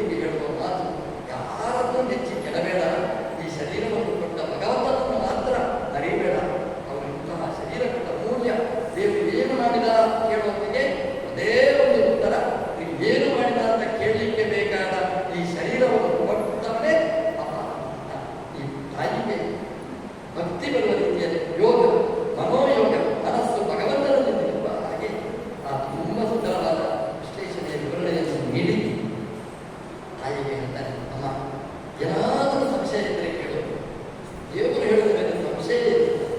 ಸ್ಪಷ್ಟವಾದ ಚಿತ್ರ ದೇವರು ಹೇಳ್ತಾನೆ. ದೇವರು ಹೇಗಿರ್ತಾನೆ, ಹೇಗಿರ್ತಾನೆ? ಪರಪಾದ ಪಾದ ಹೇಗಿರ್ತದೆ? ಧ್ವಜ, ವಜ್ರ, ಅಂಕುಶ ಎಲ್ಲ ಪಾದದಲ್ಲಿ ಚಿಹ್ನೆ ಇರ್ತದೆ. ನಮಗೆಲ್ಲ ಡೌಟ್, ಹೌದಾ? ಧ್ವಜ ಇರ್ತದ, ವಜ್ರ ಇರ್ತದ, ಅಂಕುಶ ಇರ್ತದ, ಶಂಕ ಇರ್ತದೆ. ದೇವರ ಪಾದದಲ್ಲಿ ಮುಂದಿಟ್ಟ, ಮುಂದಿಟ್ಟು ನೋಡ್ತಾನೆ. ದೇವರು ಭಗವಂತನ ಪಾದದಲ್ಲಿ ಆ ಚಿಹ್ನೆ ಎಲ್ಲ ಇದೆ. ದೇವರೇ ಸ್ವತಃ ಬಂದದ್ದು. ದೇವರ ಪಕ್ಷಾಂತರದಲ್ಲಿ ಕೌಸ್ತುಭ ಇದೆ, ಶ್ರೀವತ್ಸ ಚಿಹ್ನೆ ಇದೆ. ತಿರುಪತಿಗೆ ಬಂದರೆ, ಉಡುಪಿಗೆ ಬಂದರೆ, ಪಟ್ಟರಾಜ ನೋಡ್ತೀನಿ. ದೇವಮೂತಿಗೆ ನಮ್ಮ ದೇವರು ತೋರಿಸ್ತಾನೆ ಪಕ್ಷಾಂತರ. ನೋಡಿದ್ರೆ ಕೌಸ್ತುಭಮಣಿ, ಇಲ್ಲಿ ನೋಡಿದ್ರೆ ಶ್ರೀವತ್ಸ ಚಿಹ್ನೆ, ಎಲ್ಲ ಅಕ್ಷರ ಭರಿತವಾಗಿರ್ತದೆ ಭಗವಂತನ ದೇಹ. ಒಂದು ರೀತಿಯಲ್ಲಿ ಕಪಿಲ ವಿಜ್ಞಾನ ಭಗವಂತ ದೇವಮೂತಿಗೆ ಪಾಠ ಮಾಡಿರ್ತಾನೆ. ಇದು ಥಿಯರಿ ಅಲ್ಲ, ಇದು ಪ್ರಾಕ್ಟಿಕಲ್ ಕ್ಲಾಸ್. ಹಾಗಾಗಿ ಥಿಯರಿ ಕಮ್ ಪ್ರಾಕ್ಟಿಕಲ್ ಏಕಕಾಲದಲ್ಲಿ ಎರಡೂ ಕ್ಲಾಸ್ ಮಾಡಿದ ದೇವರು ಅವ ತಾಯಿಯಾಗಿ ತನ್ನ ಶಿಷ್ಯೆಯಾಗಿ ಅದನ್ನು ಪಡೆದ ಮುದ್ದೆ ಪಡೆದ ದೇವಮೂರ್ತಿಯ ಸೌಭಾಗ್ಯ ಅದೆಷ್ಟು ದೊಡ್ಡದು ಅಂತ ಶ್ರೀಮದ್ ಭಾಗವತ ವಿವರಣೆ ಮಾಡಿದೆ. ದೇವರು ಹೇಳ್ತಾನೆ, ಅಮ್ಮ ನೀನು ಯಾವಾಗ ಕರೀತಿ ಅವಾಗೆಲ್ಲ ಬರ್ತೇನೆ. ಧ್ಯಾನ ಮಾಡು, ಮೆಡಿಟೇಷನ್ ಮಾಡು, ಚಿಂತನೆ ಮಾಡು. ನಮಗೆ ತಲೆಯಲ್ಲಿ ಏನು ಕೂತಿದೆ ಅಂತಂದರೆ, ದೇವರು ಬೈಯ ಅಂತ ವಿಮಾನದಲ್ಲಿ ಬಂದು ಹೇಳಿ, ಬಾ ನನಗೆ ಟಿಕೆಟ್ ಮಾಡಿದ್ದಾರೆ ಕೂಡು ಅಂತ ಹೇಳ ವೈಕುಂಠಕ್ಕೆ ಕರ್ಕೊಂಡು. ನಮ್ಮೆಲ್ಲ ಕಲ್ಪನೆ ಅಂದರೆ ಸಾಧನೆ ಬೇಡ, ಫಲ ಬೇಕು ನಮಗೆ. ಅಂದರೆ ಏನೂ ಸಾಧನೆ ಬಂದಿಲ್ಲ, ದೇವರು ಬರಬೇಕು, ದೇವರಿಗೆ ಆಗತ್ತೆ. ದೇವರಿಗೆ ಆಚಾರ ಇಲ್ಲಿ ಸಾಲದ್ದಕ್ಕೆ ಕೀಟಗಳಿಗೆ ನಾವು ಕರ್ಕೊಂಡು ಹೋಗ್ಬೇಕಾದ್ರೆ ದೇವರು ಸಾಧನೆ ಇಲ್ಲದೆ ಫಲ ಕೊಡುವುದಿಲ್ಲ, ಸಾಧನೆ ಮಾಡಿಸಿ ಫಲ ಕೊಡ್ತಾನೆ. ನೋಡಿ, ಸಾಧನೆ ಮಾಡದೇ ಫಲ ಕೊಡ್ತಾನೆ. ಆದರೆ ನಮ್ಮನ್ನು ಕರ್ಕೊಂಡು ಹೋಗೋದಿಲ್ಲ. ಟಿಕೆಟ್ ಕೊಟ್ಟು ನನ್ನೊಟ್ಟಿಗೆ ಹೋಗ್ಬೋದಲ್ಲ, ವಿಮಾನದಲ್ಲಿ ನಾನು ಹೋಗ್ತೇನೆ, ನೀನು ಮಾತ್ರ ಕರ್ಕೊಂಡು ಹೋಗೋದಿಲ್ಲ. ಕೂಡಿಸಿ ಅವರಿಗೆ ಸ್ಪೆಷಲ್ ಕ್ಲಾಸ್ ಮಾಡಿಸಿ ನಮ್ಮನಿಗೆ ಧ್ಯಾನದ ಪ್ರಕ್ರಿಯೆಯನ್ನು ಕಲಿಸಿಕೊಂಡು ನಮ್ಮನಿಗೆ ಧ್ಯಾನ ಮಾಡು ಅಂತ ಹೇಳಿ ನಮ್ಮನಿಗೆ ಧ್ಯಾನ ಮಾಡಿಸಿ ನಮ್ಮ ದೇವರು ಕರ್ಕೊಂಡು ಹೋಗದೆ ಹೊರತು ಸಾಧನೆ ಇಲ್ಲದೆ ಫಲ ಇಲ್ಲ. ನಮ್ಮ ಹುಡುಗರಿಗೆ ಹೇಗೆ ಅಂತಂದರೆ ಓದಲಿಕ್ಕಿಲ್ಲ, ಪರೀಕ್ಷೆ ಇಲ್ಲ, ಇದು ಭಾಗವತ ಒಪ್ಪುವುದಿಲ್ಲ. ಸಾಧನೆ ಇಲ್ಲದೆ ಫಲ ಇಲ್ಲ. ಎಷ್ಟು ಸಾಧನೆ ಮಾಡಿ ಸಾಧನಸ್ಯ ಉತ್ತಮತ್ವೇನ ಸಾಧ್ಯಂಚ ಉತ್ತಮ. ಸಾಧನೆ ಎಷ್ಟೆಷ್ಟು ಉತ್ತಮ, ಫಲ ಅಷ್ಟಷ್ಟೇ ಉತ್ಕೃಷ್ಟವಾಗಿರ್ತದೆ. ಇದನ್ನು ಭಾಗವತ ತಿಳಿಸಿದೆ. ಅಮ್ಮನಿಗೂ ಹೇಳಿಕೊಟ್ಟು ಸಾಧನೆಯನ್ನು ಮಾಡಿಸಿ ನಮ್ಮ ಭಗವಂತ ಕರ್ಕೊಂಡೋದ ಕಥೆಯನ್ನು ಶ್ರೀಮದ್ ಭಾಗವತ ರೋಚಕವಾಗಿ ವಿವರಿಸಿದೆ. ಸಾಯಂಕಾಲ ಹೊರಗಿನ ಮಕ್ಕಳು ದೇವಬುದ್ಧಿ ಆ ಕಥೆ ನೋಡಿದ್ದೇವೆ. ಆ ಬುದ್ಧಿ ಅದು ರುಚಿಗೆ ಮದುವೆ ಮಾಡಿಕೊಡ್ತಾನೆ. ಪ್ರಸೂತಿ ಅಂತ ದಕ್ಷನಿಗೆ ಮದುವೆ ಮಾಡಿಕೊಡ್ತಾನೆ. ದಕ್ಷನ ಜೊತೆಗೆ ಪ್ರಸೂತಿಗೆ ಮದುವೆ ಆಗ್ತದೆ. ಅದರಲ್ಲಿ ಒಬ್ಬಳು ಮಗಳು ಸತಿ. ಆ ಸತೀದೇವಿಯನ್ನು ರುದ್ರದೇವರಿಗೆ ಮದುವೆ ಮಾಡಿಕೊಡ್ತಾನೆ. ವೈಭವದ ಮದುವೆ ನಡೆದಿರ್ತದೆ. ಮದುವೆಯ ಕಥೆಯನ್ನು ಇಲ್ಲಿ ವಿವರಿಸುವುದಿಲ್ಲ. ಅದರ ನಂತರದ ಒಂದು ಯಾಗದ ಕಥೆಯನ್ನು ವಿವರಿಸಿದೆ. ಒಂದು ದೊಡ್ಡ ಯಾಗ, ಎಲ್ಲ ದೇವತೆಗಳು ಭಾಗವಹಿಸಿದ್ದಾರೆ. ದೇವತೆಗಳೆಲ್ಲ ಭಾಗವಹಿಸಿದ ಯಾಗಕ್ಕೆ ದಕ್ಷ ನಮ್ಮ ತತ್ವದಾಭಿಮಾನಿ, ನಮ್ಮ ಶರೀರದ ತತ್ವವನ್ನು ನಿಯಮನೆ ಮಾಡತಕ್ಕಂತಹ ಒಬ್ಬ ದೊಡ್ಡ ದೇವತೆ ದಕ್ಷ. 10 ಜನ ಬ್ರಹ್ಮದೇವರ ಮಕ್ಕಳಲ್ಲಿ ಒಬ್ಬ. ಮರೀಚಿ, ಅತ್ರಿ, ಅಂಗಿರಸ, ಪುರಸ್ತ್ಯ, ಪುರಃ, ಋತು, ಭೃಗು, ವಸಿಷ್ಠ, ದಕ್ಷಶ್ಚ ದಶಮಂತತ್ರ ದಕ್ಷ. ಆ ದಕ್ಷನಿಗೆ ಪ್ರಸೂತಿಯನ್ನು ಮದುವೆ ಮಾಡಿಕೊಂಡಿದ್ದಾನೆ ಸ್ವಯಂಭುವ. ಅದರಲ್ಲಿ ಮಗಳಾಗಿ ಹುಟ್ಟಿದ ಸತೀದೇವಿಯನ್ನು ಮಹಾರುದ್ರದೇವರಿಗೆ ಮದುವೆ ಮಾಡಿಕೊಂಡಿದ್ದಾನೆ. ಸತಿಯ ಗಂಡ ಮಹಾರುದ್ರದೇವರು, ದಕ್ಷ ಮಾವ. ದಕ್ಷ ಆ ಜಾಗಕ್ಕೆ ಬರ್ತಾನೆ. ಪ್ರಸಿದ್ಧವಾದ ಕಥೆ ದಕ್ಷಾಂತರ ಕಥೆ. ದಕ್ಷ ಅಲ್ಲಿಗೆ ಬರ್ತಾನೆ. ಅಂದರೆ ಸಭೆನೇ ಎಂದು ನಿಂತಿದ್ದ ತೇಜಸ್ಸು ವರ್ಚಸ್ಸು ಹೇಗಿರಬೇಕು ಅಂತ ಒಬ್ಬ ಬರ್ತಾನೆ ಅಂತ ಆದಾಗ ಎಲ್ಲರೂ ಎದ್ದು ನಿಂತು ಗೌರವಿಸ್ತಾರೆ. ಅಂದರೆ ಆ ದಕ್ಷನೇ ಅದು ಎಷ್ಟಿರಬೇಕು ಅಂತ ಆಚರಣೆ. ಇಡೀ ಸಭೆ ಎದ್ದು ನಿಂತು ಗೌರವ ಮಾಡಿ ಅವನ ದುರದೃಷ್ಟ ಅಂದರೆ ಅದು ಕಾಣಲೇ ಕೂದವರಿಗೆ ಬಿಟ್ಟು ಒಂದು ಬ್ರಹ್ಮದೇವ ಬ್ರಹ್ಮದೇವರು 4 ಮುಖದ, ಇನ್ನೊಬ್ಬರು ರುದ್ರದೇವರು 5 ಮುಖದ, ಇಬ್ಬರು ಎದ್ದು ನಿಂತು ನನ್ನೊಂದು ವೀಕ್ನೆಸ್. ನಮಗೆ ಕೈ ಬಿಡ್ತಾರೆ, ನಮಸ್ಕಾರ ಮಾಡ್ತಾರೆ, ಅವರನ್ನು ನೋಡುವುದೇ ನಮ್ಮ ಕಾಣುವುದೇ ಆಗಲ್ಲ. ಯಾರು ನಮಸ್ಕಾರ ಮಾಡಲಿಲ್ಲ ಅವರು ನಮಸ್ಕಾರನೇ ಮಾಡಲಿಲ್ಲ, ಅದನ್ನೇ ಕೇಳಿಕೊಂಡು ಸಾಯ್ತು. ಇಷ್ಟು ಜನ ನಮಸ್ಕಾರ ಮಾಡಿದ್ದಾರೆ ಅಂತಲೇ ಇದ್ದನು, ಯಾರು ಮಾಡಲಿಲ್ಲ ಅದನ್ನು ಅನುಸಂಧಾನ ಮಾಡಿ ಪರಗಿ ಹಾಗೆ ಹೋಗ್ತದೆ. ಭಾಗವತ ನಮಗೆ ವಿವರಿಸಿಕೊಟ್ಟ ನಮ್ಮ ವೀಕ್ನೆಸ್ ಏನಿದೆ. ತಕ್ಷಣ ದೌರ್ಬಲ್ಯ ಎನ್ನುವುದಂದ್ರೆ ಇಡೀ ಸಭೆನೇ ಎಂದು ಗೌರವಿಸುವಾಗ ಎಂಥ ಜನ ಅಂತ ಖುಷಿ ಪಡಬೇಕಾಗಿತ್ತು, ಸುಮ್ಮನೆ ಕೂಡಬೇಕಾಗಿತ್ತು. ಅವರು ನೋಡಿದ ಬ್ರಹ್ಮದೇವರು ಎದ್ದು ನಿಂತಿಲ್ಲ, ನಮಸ್ಕಾರ. ರುದ್ರದೇವರು ಎದ್ದು ನಿಂತಿಲ್ಲ, ಅರೀ ಬಿಡಿಬಿಡಿಗೊಂಡ ಟೆನ್ಷನ್ ಆಯ್ತಲ್ಲಿ. ಯಾಕೆ ಅಂತಂದ್ರೆ ರುದ್ರ ಎದ್ದು ನಿಂತಿಲ್ಲ ಅಂತ ಕೋಪ ಕಾರಣ. ಅವನು ಸಭೆಯಲ್ಲೇ ಹೇಳ್ತಾನೆ, ಅವನು ಸುಮ್ಮನೆ ಕೂತಿದ್ರೆ ಈ ಹಿಂಸೆ ಬರ್ತಿರ್ಲಿಲ್ಲ. ಅವನು ಗಲಾಟೆ ಮಾಡಿದಾಗ ಊರಿನೇ ಗೊತ್ತಾಯ್ತು, ಓ ರುದ್ರದೇವರು ತಕ್ಷ ಬಂದಾಗ ರುದ್ರದೇವರು ಎದ್ದು ನಿಂತಿಲ್ಲ ಗೊತ್ತಾಗ್ತದೆ. ಯಾಕೆಂದ್ರೆ ಗಲಾಟೆ ಮಾಡಿದ್ದಾರೆ. ಗಲಾಟೆ ಮಾಡದಿದ್ರೆ ಆ ಸುದ್ದಿಯಲ್ಲಿ ಮತ್ತು ಯಾವ ಚಾನಲ್ ನೋಡಿದ್ರು ಲೈವ್. ರುದ್ರ ತಕ್ಷಣ ಗೌರವ ಕೊಡಲಿಲ್ಲ, ಯಾವ ಚಾನಲ್ ನೋಡಿದ್ರು ಇದೆ ಪ್ರದರ್ಶನ. ನಾವು ಅವಮಾನ ಆದಾಗ ಹೇಳದೇ ಇರುವುದು ಒಳ್ಳೆಯದು. ಅವಮಾನ ಆದಾಗ ಹೇಳಿಕೊಂಡು ಬಂದರೆ ನಾವೇ ನಮಗೆ ಅವಮಾನ ಮಾಡಿದ ಹಾಗೆ. ಇದು ಭಾಗವತ ಕಲಿಸಿರ್ತಕ್ಕಂಥ ರುದ್ರದೇವರಿಗೆ ಬೈತಾನೆ, ಮನೋನಿಯಾಮಕ ದೊಡ್ಡ ಶಕ್ತಿ. ಅದಕ್ಕೆ ರುದ್ರಶಕ್ತಿಗೆ ಬೈತಾನೆ, ಅವಮಾನ ಮಾಡ್ತಾನೆ, ಶಾಪ ಕೊಡ್ತಾನೆ, ಪ್ರತಿಶಾಪ ನದ್ಯಾದಿಗಳು ಕೊಡ್ತಾರೆ. ದಕ್ಷ ರುದ್ರದೇವರು ನಿರ್ವಿಕಾರ ಸ್ವಲ್ಪನು ಅಲ್ಲಾಡುತ್ತಿದ್ದರು. ಬೆಲೆಗೆ ಯಜ್ಞ ಆಯಿತು, ಪೂರ್ಣಾವಧಿ ಆಯಿತು, ದೇವತೆಗಳು.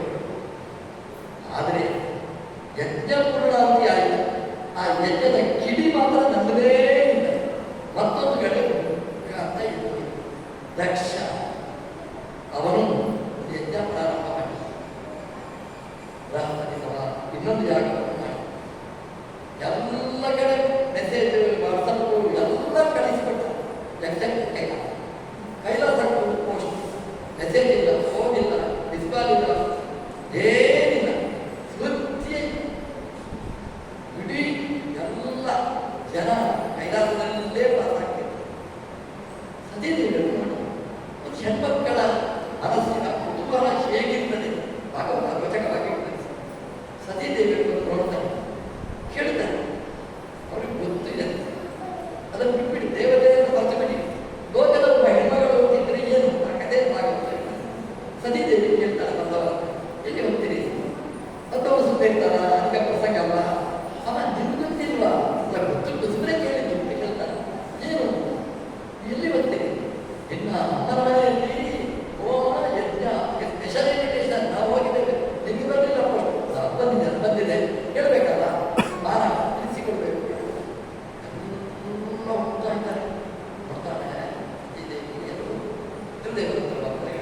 ರುದ್ರದೇವಿ ಗೊತ್ತು, ಹೋಗಿದ್ದಾಳೆ ಹೊರಗೆ ಹೋಗಿ ನ್ಯೂಸ್ ಕಲೆಕ್ಟ್ ಮಾಡಿಕೊಂಡು ಬಂದಿದ್ದಾಳೆ. ಒಟ್ಟು ಏನು ದುರಂತ ಅಂತ ಗೊತ್ತು. ರುದ್ರದೇವರು ಸುಮ್ಮನೆ ಕಣ್ಣು ಸಮಸ್ಯೆ ಬಂದಾಗ ಕಣ್ಣಲ್ಲಿ ಕಣ್ಣುಚ್ಚಿ ಹೋಗಿದ್ರೆ ಅಲ್ಲಿಂದ ಸಂಪ್ರದಾಯ ಎಲ್ಲಿ ಪರಿಹಾರ ಮಾಡಲಿಕ್ಕಾಗಲಿಲ್ಲ, ಅಲ್ಲಿ ಪರಿಹಾರ. ಸತೀದೇವಿಯವರು ಅಂತ ಹೇಳ್ತಾರೆ ರುದ್ರದೇವರ ಮೊದಲೇ ಸಜ್ಜನರಾದರು ಮಾತಾಡೋದಿಲ್ಲ, ಸಮಾಧಿಯಲ್ಲಿ ಮುಟ್ಟಿ ಹೇಳ್ತಾರೆ, ರೀ ಮತ್ತೆ ಮಾತಾಡಬೇಕಾಗಿತ್ತ ಅಮ್ಮ ಏನು ಹೇಳು, ನನಗೆ ಜಪಕ್ಕೆ ಬಂದಾಯಿತು, ಜಪ ಮಾಡಿ. ಅದರ ಒಂದು ವಿಷಯ, ಏನು ವಿಷಯ ನೋಡಿ, ತುಂಬ ಗೊತ್ತಾ ಇದ್ದಾರೆ.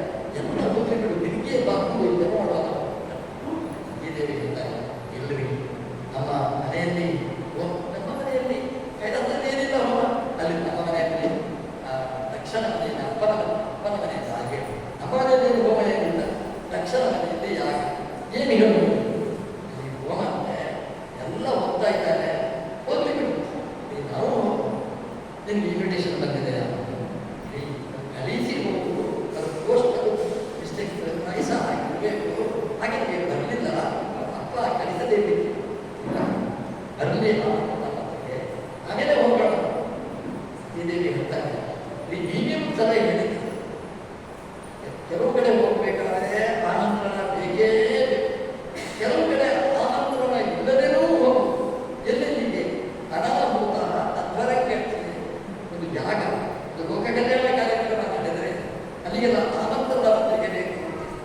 ಸ್ವಂತ ಸುದ್ದಿ ನನಗೆ ನನ್ನ ಮನೆಯಲ್ಲಿ ನನಗೆ ಆಮಂತ್ರಣ ಮಾತ್ರಿಗೆ ಬೇಕು ಅಂತಿಲ್ಲ.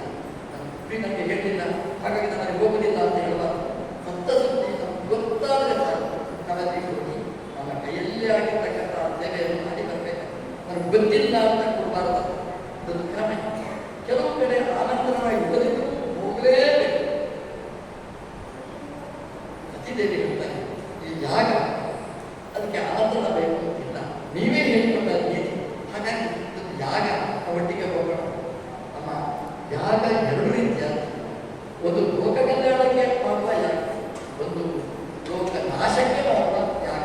ನಾವು ಲೋಕ ಕಲ್ಯಾಣಕ್ಕೆ ಮಾಡುವ ಯಾಗ ಅಂದರೆ ಖಂಡಿತ ಭಾಗವಹಿಸಬೇಕು. ಲೋಕ ನಾಶಕ್ಕೆ ಕಾರಣವಾದ ಜಾಗ ಅಂದರೆ ಖಂಡಿತ ಮಾಡಬಾರ್ದು. ಸತೀದೇವಿ ಹೇಳ್ತಾರೆ, ನನ್ನ ಅಪ್ಪ ಮಾಡಿದ ಜಾಗ ಲೋಕ ನಾಶಕ.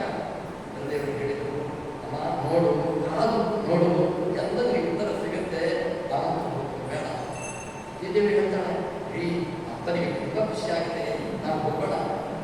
ದೇವರು ಹೇಳ್ತಾರೆ, ನಿನ್ನ ಅಪ್ಪ ಮಾಡಿದ್ದು ಜಾಗ ಅದು ದೇವತೆಗಳ ಮೇಲೆ ಪ್ರೀತಿಯಿಂದ ಮಾಡಿದ್ದಲ್ಲ, ಅದು ರುದ್ರರ ಮೇಲೆ ಕೈಲಾಸದ ಮೇಲೆ ಸಿಟ್ಟಿನಿಂದ ಮಾಡಿದ ಜಾಗ, ಕೈಲಾಸಕ್ಕೆ ಅವಮಾನ ಮಾಡಬೇಕು ಅಂತ ಮಾಡಿದ ಜಾಗ. ನಾನು ಬೇಡ, ನಿನಗೆ ತುಂಬ ದುಃಖ ಆಗುತ್ತೆ, ವ್ಯಥೆ ಆಗುತ್ತೆ, ಬೇಡ. ಚೆನ್ನಾಗಿ ಹೇಳ್ತಾರೆ, ಮುಂದೆ ಏನಾಗ್ಬೋದು ವಿಷಯ ಅದನ್ನು ಮೊದಲೇ ದೇವರು ಸತೀದೇವಿ ಹೇಳ್ತಾರೆ, ಇಲ್ಲರಿ ಒಳ್ಳೆ ಮನಸ್ಸಿನಲ್ಲೇ ಮಾಡಿರ್ತಾರೆ, ನಾವು ಹೋಗೋಣ. ರುದ್ರದೇವರು ಹೇಳಿದ್ರು, ಅಮ್ಮ ನಾನು ಹೋಗುವುದಿಲ್ಲ, ನೀನು ಹೋಗೋದು ಬೇಡ, ಈ ವಿಷಯ ಈಗ ಮುಗಿಯಿತು ಹೇಳಿ ಮತ್ತೆ ಸಮಾಧಿಗೆ ಮತ್ತೆ ಹೊರಗೆ ಬರಬೇಕು, ಹೋಗುವವರನ್ನು ನೋಡಬೇಕು, ಹೋಗ್ಬೇಕು ಅಂತ ಆಸೆ ಆಗಬೇಕು, ಮತ್ತೆ ಒಳಗೆ ಬರಬೇಕು. ಒಳಗೆ ಬರಬೇಕು, ಗಂಡನ ಹತ್ರ ಮಾತಾಡಲಿಕ್ಕೆ ಮತ್ತೆ ಮಾಡಬೇಕು. ಸಾಮಾನ್ಯವಾಗಿ ಈ ಚಿಕ್ಕ ಮಕ್ಕಳ ಮನಸ್ಸು ಹೇಗಿರ್ತದೆ, ಗೊಂಬೆ ತಗೊಳ್ಬೇಕು, ಗೊಂಬೆ ಆಡ ನೋಡಬೇಕು, ಅವನ ಹತ್ರ ಕೇಳ್ತಾನೆ, ಜೋರು ಮಾಡ್ತಾನೆ, ಗೊತ್ತೇ ಇಲ್ವಾ, ಅದು ಹುಗ್ಗ ಮುಟ್ಟಿದ್ರೆ ಹೊಡೆದೋಗುತ್ತೆ, ವೇಸ್ಟ್ ಕಾರ್ಯಕ್ರಮ ಅದು ಕೊಡೋಲ್ಲ. ಅದಕ್ಕೆ ನಮ್ಮ ಐಸ್ ಕ್ಯಾಟ್ ತಿನ್ನಲಿಕ್ಕೆ ಬಿಡಬೇಕು, ಐಸ್ ಕ್ಯಾಟ್ ತಿಂದರೆ ಶೀತ ಆಗುತ್ತೆ, ಜ್ವರ ಆಗುತ್ತೆ, ಬೇಡ, ನಾನು ಮನೆಯಲ್ಲೇ ಮಾಡಿಕೊಡ್ತೇನೆ. ಆದರೆ ಮಗುವಿಗೆ ಮನೆಯಲ್ಲಿ ಅಮ್ಮ ಮಾಡಿಕೊಡೋದಕ್ಕಿಂತ ಅಂಗಡಿಯಲ್ಲಿ ಕೊಡ್ತಿದ್ರೇ ದುರದೃಷ್ಟ. ಹಾಗಾಗಿ ಒಳಗೆ ಹೊರಗೆ ಹೋಗುತ್ತದೆ.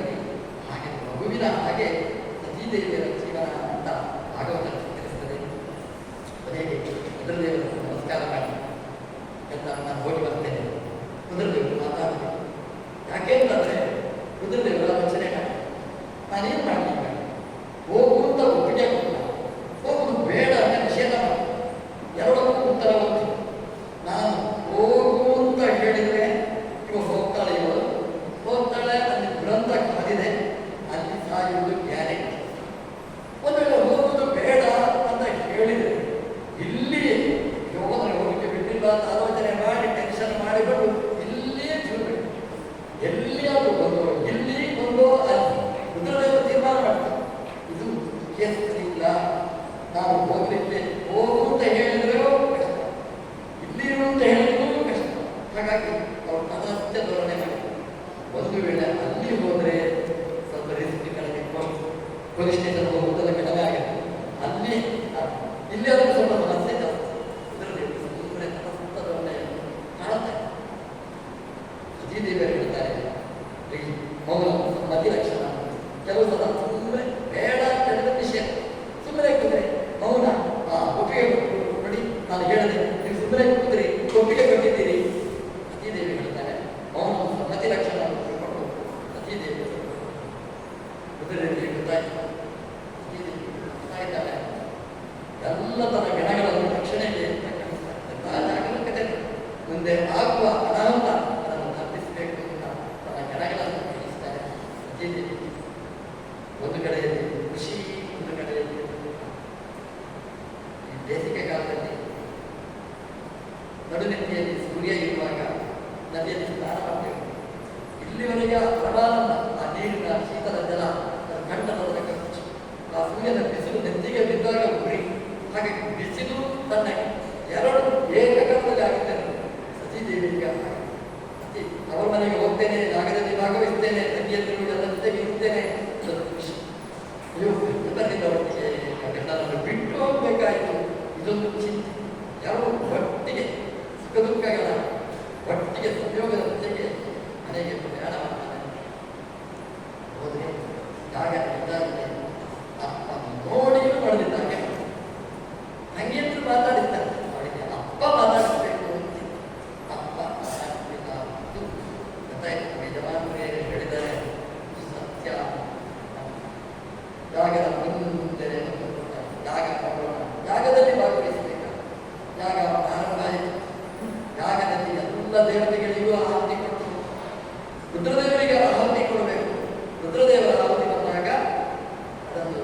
ಸ್ಲಿಪ್ ಮಾಡಿ ಜಂಪ್ ಮಾಡಿ ಮುಂದೆ ಕೊಡಲಿಲ್ಲ ತಪ್ಪಿಲ್ಲ.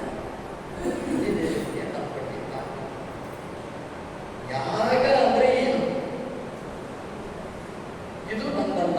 ಯಾಕಂದ್ರೆ ನಂತರ ಹಾಗೆ ಇದನ್ನಲ್ಲ, ಇದು ನನ್ನಲ್ಲ ಅಂತ ಚಿಂತನೆ.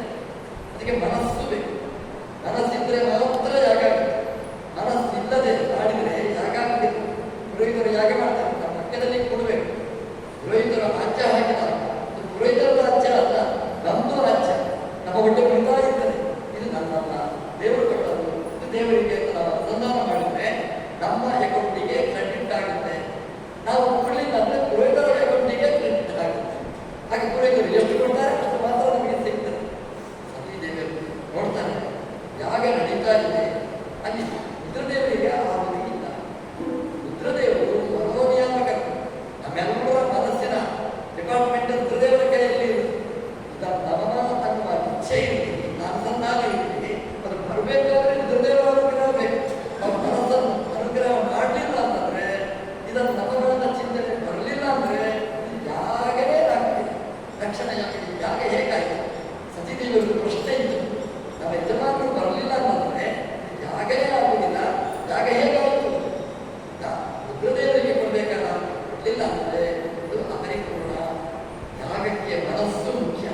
ದ್ರವ್ಯ ದೇವತೆಗಳು ಎಷ್ಟು ಮುಖ್ಯ, ಯಜಮಾನನ ಮನಸ್ಸು ಅಷ್ಟೇ ಮುಖ್ಯವಾದ. ಮನಸ್ಸು ಅಂದರೆ ರುದ್ರದೇವರು ಕೈಲಾಸ ಬರಲಿಲ್ಲ ಅಂದರೆ ಯಾಗ ಮಾಡಿದ್ರು ಕೈ ವಾಸ ಏನು ಸಿಗುವುದಿಲ್ಲ. ಸತೀದೇವರು ಹೇಳಿದರು ಇದು ಯಾಗ ಅಲ್ಲ, ಅವರಿಗೆ ತಗೊಳ್ಳಿಕ್ಕೆ ಆಗಲಿಲ್ಲ. ಇಲ್ಲಿ ನಾವು ಇರಬಾರದು ಅಂತ ತೀರ್ಮಾನ ಮಾಡಿದ್ರು. ಎಲ್ಲಿ ಗಂಡನಿಗೆ ಅವಮಾನ ಅಲ್ಲ, ಕೈಲಾಸಕ್ಕೆ ಅವಮಾನ ಆಯಿತು, ಅಲ್ಲಿ ನಾವು ಇರಬಾರದು ಅಂತ ತೀರ್ಮಾನ ಮಾಡಿ. ಹಾಗಾದ್ರೆ ಏನು ಮಾಡಿ? ಕೈಲಾಸಕ್ಕೆ ಹೋದ ಗಂಡನಿಗೆ ನಾನು ಮುಖ ಹಾಕಿ ಏನು ಮಾಡೋದು ನಿನ್ನ ಅಪ್ಪ ಅಂತ ಹೇಳಿದ್ರೆ ನಾನು ಏನು ಉತ್ತರ ಅಲ್ಲಿ ಹೋಗುವ ಹಾಗಿಲ್ಲ, ಇಲ್ಲಿ ಇರ್ಲಿಕ್ಕೆ ಅವಕಾಶ ಇಲ್ಲ. ಏನು ಮಾಡಬೇಕು? ಅಲ್ಲಿ ಇಲ್ಲಿ ಬರಲಿಲ್ಲ ಅಂತ ಗೊಂದಲದಲ್ಲಿ ಇದ್ದರೆ ಇಲ್ಲಿ ಇರ್ಲಿಕ್ಕೆ ಆಗುವುದಿಲ್ಲ ಅಂತ ಗೊಂದಲ.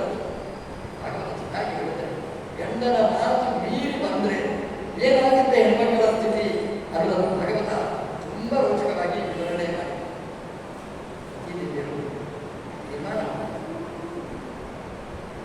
ದಾಕ್ಷಾಯಣ ಕೇಳ್ತಾರೆ. ದಾಕ್ಷಾಯಣಿ ಯಾಕೆ ಬಂದಿ ಅಂತ ಕೇಳ್ತಾರೆ. ದಾಕ್ಷಾಯಣಿ ಅಂತ ಕೇಳೋದು ಯಾರು? ನನ್ನ ದಕ್ಷನ ಮಗಳು. ದಕ್ಷನ ಮಗಳು ಯಾರು? ನಾನನ್ನ. ಈ ಶರೀರ ದಕ್ಷನ ಮಗಳು. ದಕ್ಷ ಕೊಟ್ಟದ್ದು ಈ ಶರೀರದ ಹೊರತು ನನ್ನ. ಹಾಗಾಗಿ ಕೈಲಾಸಕ್ಕೆ ಕೊಟ್ಟದ್ದು ಸತೀದೇವಿಯನ್ನು ಹೊರತು ಈ ಶರೀರ ಅಷ್ಟೇ ಕೊಟ್ಟದ್ದು. ಹಾಗಾಗಿ ದಕ್ಷ ನೀನು ಕೊಟ್ಟ ಈ ದಾಕ್ಷಾಯಿಯ ಶರೀರ ಅದು ನಿನಗೇನೆ ತೀರ್ಮಾನ ಮಾಡಿ ಅವಳು ಹೇಗೆ ಸೀಮೆ ಎಣ್ಣೆ ಹಾಕಿ ಬೆಂಕಿ ಕೊಟ್ಟದ್ದಲ್ಲ. ಎಂತಹ ಯೋಗಿನಿ ನೋಡಿ. ಹಿಂದಿನ ಕಾಲದಲ್ಲಿ ಯೋಗಾಭ್ಯಾಸ ಮಾಡ್ತೀನಿ. ಗಂಡಸರು ಮಾತ್ರ ಅಲ್ಲ, ಹೆಣ್ಮಕ್ಕಳಿಗೂ ಯೋಗಾಭ್ಯಾಸದಲ್ಲಿ ನಿಷ್ಠಾತತೆ. ಈ ದೇವರು ಅವರು ಯೋಗಿನಿಯವರು. ಹಾಗಾಗಿ ಆ ಮನಸ್ಸನ್ನು ಏಕಾಗ್ರವಾಗಿ ಮಾಡಿ ಆ ಒಳಗಿರ್ತಕ್ಕಂತಹ ಪ್ರಾಣವಾಯುವನ್ನು ಹೊರಗೆ ತಂದು ಅದರಲ್ಲಿ ಅದನ್ನು ಹೊರಗೆ ತಂದು ಒಳಗಿನ ಬೆಂಕಿಯನ್ನೂ ಹೊರಗೆ ತಂದು ಅದರಲ್ಲಿ ಆ ಶಬ್ದ ರೀತಿಯಲ್ಲಿ ಆ ಅಗ್ನಿಯನ್ನು ಸಂಸ್ಕಾರಗೊಳಿಸಿ ಆ ಅಗ್ನಿಯಲ್ಲಿ ಈ ಶರೀರವನ್ನು ರೂಪಿಸ್ತಾರೆ. ಗಂಡನ ಒಳಗಿದ್ದ ಭಗವಂತನಿಗೆ ಈ ಶರೀರವನ್ನು ಸಮರ್ಪಿಸ್ತಾರೆ. ಯಥಾಶಕ್ತಿ ನಮ್ಮಲ್ಲಿ ಕೋಪ ಬಂತು ಅಂತಂದ್ರೆ ಎಣ್ಣೆ ಹಾಕಿಕೊಳ್ಳೋದು ಬೆಂಕಿಕೊಂಡು ಸ್ವಲ್ಪ ಅಯ್ಯೋ ಒದ್ದಾಡು. ಇದು ಒದ್ದಾಡಲಿಕ್ಕಿಲ್ಲ. ಇದು ಆನಂದಮಯವಾಗಿ ಈ ಶರೀರವನ್ನು ಅನುಸಂಧಾನಪೂರ್ವಕವಾಗಿ ಈ ಶರೀರವನ್ನು ರೂಪಿಸ್ತಾರೆ. ಈ ಸುದ್ದಿ ನಾರದರ ಮೂಲಕ ಕೈಲಾಸಕ್ಕೆ ರುದ್ರದೇವರು ಅವರಿಗೆ ಒಬ್ಬ ನನ್ನ ಹೆಂಡತಿ ಸತ್ತು ಅಂತಲ್ಲ, ಸತಿಗಾದ ಅವಮಾನ, ಒಬ್ಬ ಸಾಧಕಿಗಾದ ಅವಮಾನ ತಗೊಳ್ಳಿಕ್ಕೆ ಆಗಲಿಲ್ಲ. ತಲೆಕೂದಲನ್ನು ನೆಲಕ್ಕೆ ಅಳವಡಿಸಿದ್ದಾರೆ. ವೀರಭದ್ರನ ನಿರ್ಮಾಣ ಆಗುತ್ತೆ. ವೀರಭದ್ರನೇ ತಂದೇ ಒಂದು ರೂಪ. ಆ ವೀರಭದ್ರನಾಗಿ ಗಣಗಳ ಜೊತೆಗೆ ಆ ಯಾಗ ಮಂಟಪಕ್ಕೆ ಬರ್ತಾರೆ. ಯಾಗ ಮಂಟಪ ಎಲ್ಲ ಮುರಿದು ಹೋಗ್ತದೆ. ಹುಡುಗು ಬೆಟ್ಟ ಇತ್ತು, ಅದನ್ನು ಕಿತ್ತುಕೊಳ್ತಾರೆ. ದಕ್ಷ ಯಜಮಾನ ಅವನ ಕತ್ತನ್ನು ಕತ್ತರಿಸ್ತಾರೆ. ಭೂಷಣವನ್ನು ಕೀಳ್ತಾರೆ. ಮಿತ್ರನ ಕಣ್ಣನ್ನು ಕೇಳ್ತಾರೆ. ಯಾಗದಲ್ಲಿ ಅನಿಷ್ಟ ತುಂಬಿತು. ಎಲ್ಲಿ ರುದ್ರದೇವರು ಬರುವುದಿಲ್ಲ, ಎಲ್ಲಿ ಸತೀದೇವಿಗೆ ಅನ್ಯಾಯ, ಅಲ್ಲಿ ಯಾಗ ಅಪರಿಪೂರ್ಣ.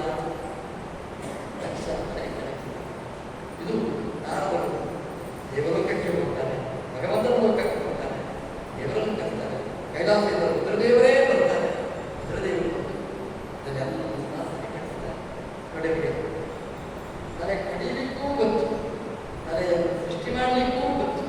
ಅಂಥವ್ರು ಮಾತ್ರ ಕೆಲಸ ಮಾಡೋದು, ಅವರಿಗೆ ಮಾತ್ರ ಲೈಸೆನ್ಸ್. ಅಲ್ಲಿ ಬರ್ತಾರೆ, ಅಲ್ಲಿ ಬಂದವರು ತಕ್ಷಣ ತಲೆ ಕೆಳಗೆ ಬಿಟ್ಟರೆ ದೇವತೆಗಳು ಪ್ರಾರ್ಥನೆ ಮಾಡ್ತಾರೆ. ತಕ್ಷಣಕ್ಕೆ ತಲೆ ಇಲ್ಲ. ರುದ್ರದೇವರು ಅಲ್ಲಿ ಅವರು ಬಲಿಪಶು ಇತ್ತು, ಮೇಕೆ ಇತ್ತು. ಆ ಮೇಕೆಯ ತಲೆ ಕತ್ತರಿಸಿ ಅದನ್ನು ತಕ್ಷಣಿಗೆ ತಲೆ ಇಟ್ಟು ಅವನ ತಲೆ ಇಟ್ಟು ಮೇಕೆಯ ತಲೆಯನ್ನು ಜೋಡಿಸಿದರು. ಆಪರೇಷನ್ ಮಾಡಿದರು. Operation success.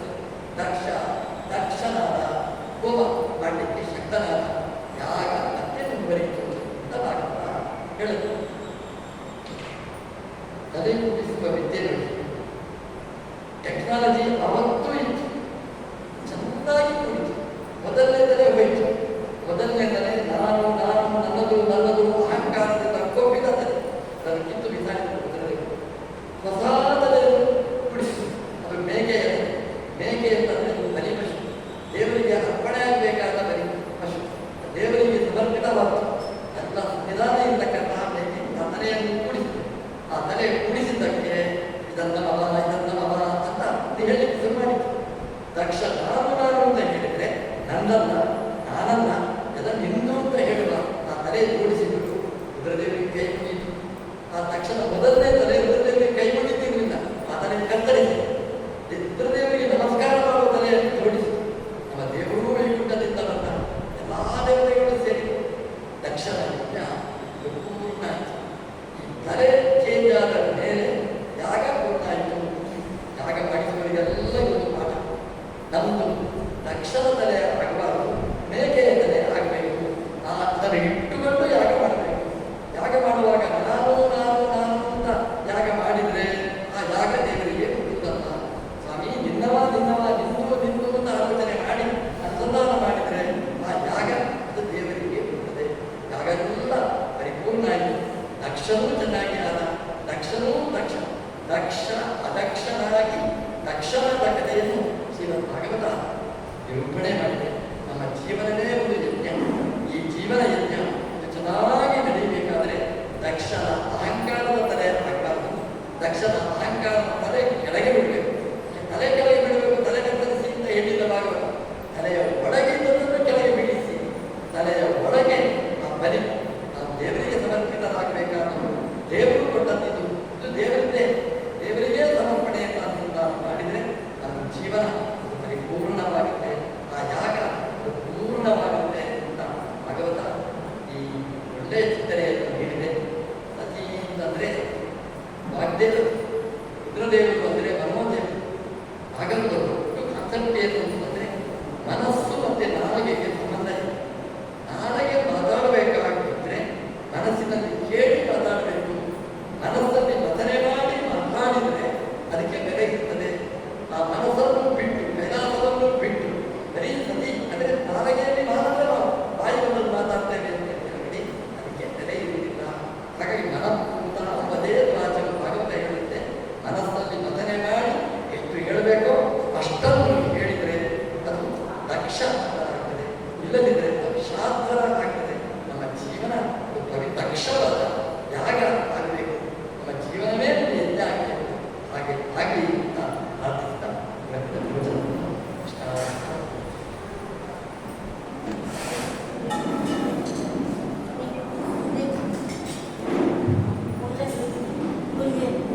ಭಾಗವತ ಗ್ರಂಥಕ್ಕೆ ಪೂಜಾ ನಂತರ ಕೆಳಂತಸ್ತಿನಲ್ಲಿ ಪ್ರಸಾದದ ವಿತರಣೆ ಮಾಡ್ತೇವೆ. ಎಲ್ಲರೂ ಪ್ರಸಾದ ಸ್ವೀಕಾರ ಮಾಡಿಕೊಳ್ಬೇಕು. ಕೊನೆಯ ದಿವಸ ಆದಿತ್ಯವಾರ 7 ಗಂಟೆಗೆ ಪ್ರವಚನದ ನಂತರ ಸ್ವಾಮೀಜಿಯವರಿಗೆ ಎಲ್ಲರಿಗೂ ಕೂಡ ಮಂತ್ರಾಕ್ಷತೆ ಕೊಡುವ ವ್ಯವಸ್ಥೆ ಮಾಡಿದ್ದೇವೆ. ಮಂದಿಯವರನ್ನೆಲ್ಲ ಕರ್ಕೊಂಡು ಬರಬೇಕು. ಪ್ರಮುಖವಾಗಿ ಮಕ್ಕಳನ್ನು ಜ್ಞಾಪಕವನ್ನು ಮಾತು ಹೇಳಿದ್ರು, ನೀವು ಪ್ರತಿ ದಿವಸ ಒಂದು ಸರ್ವೆ ಮಾಡಬೇಕು.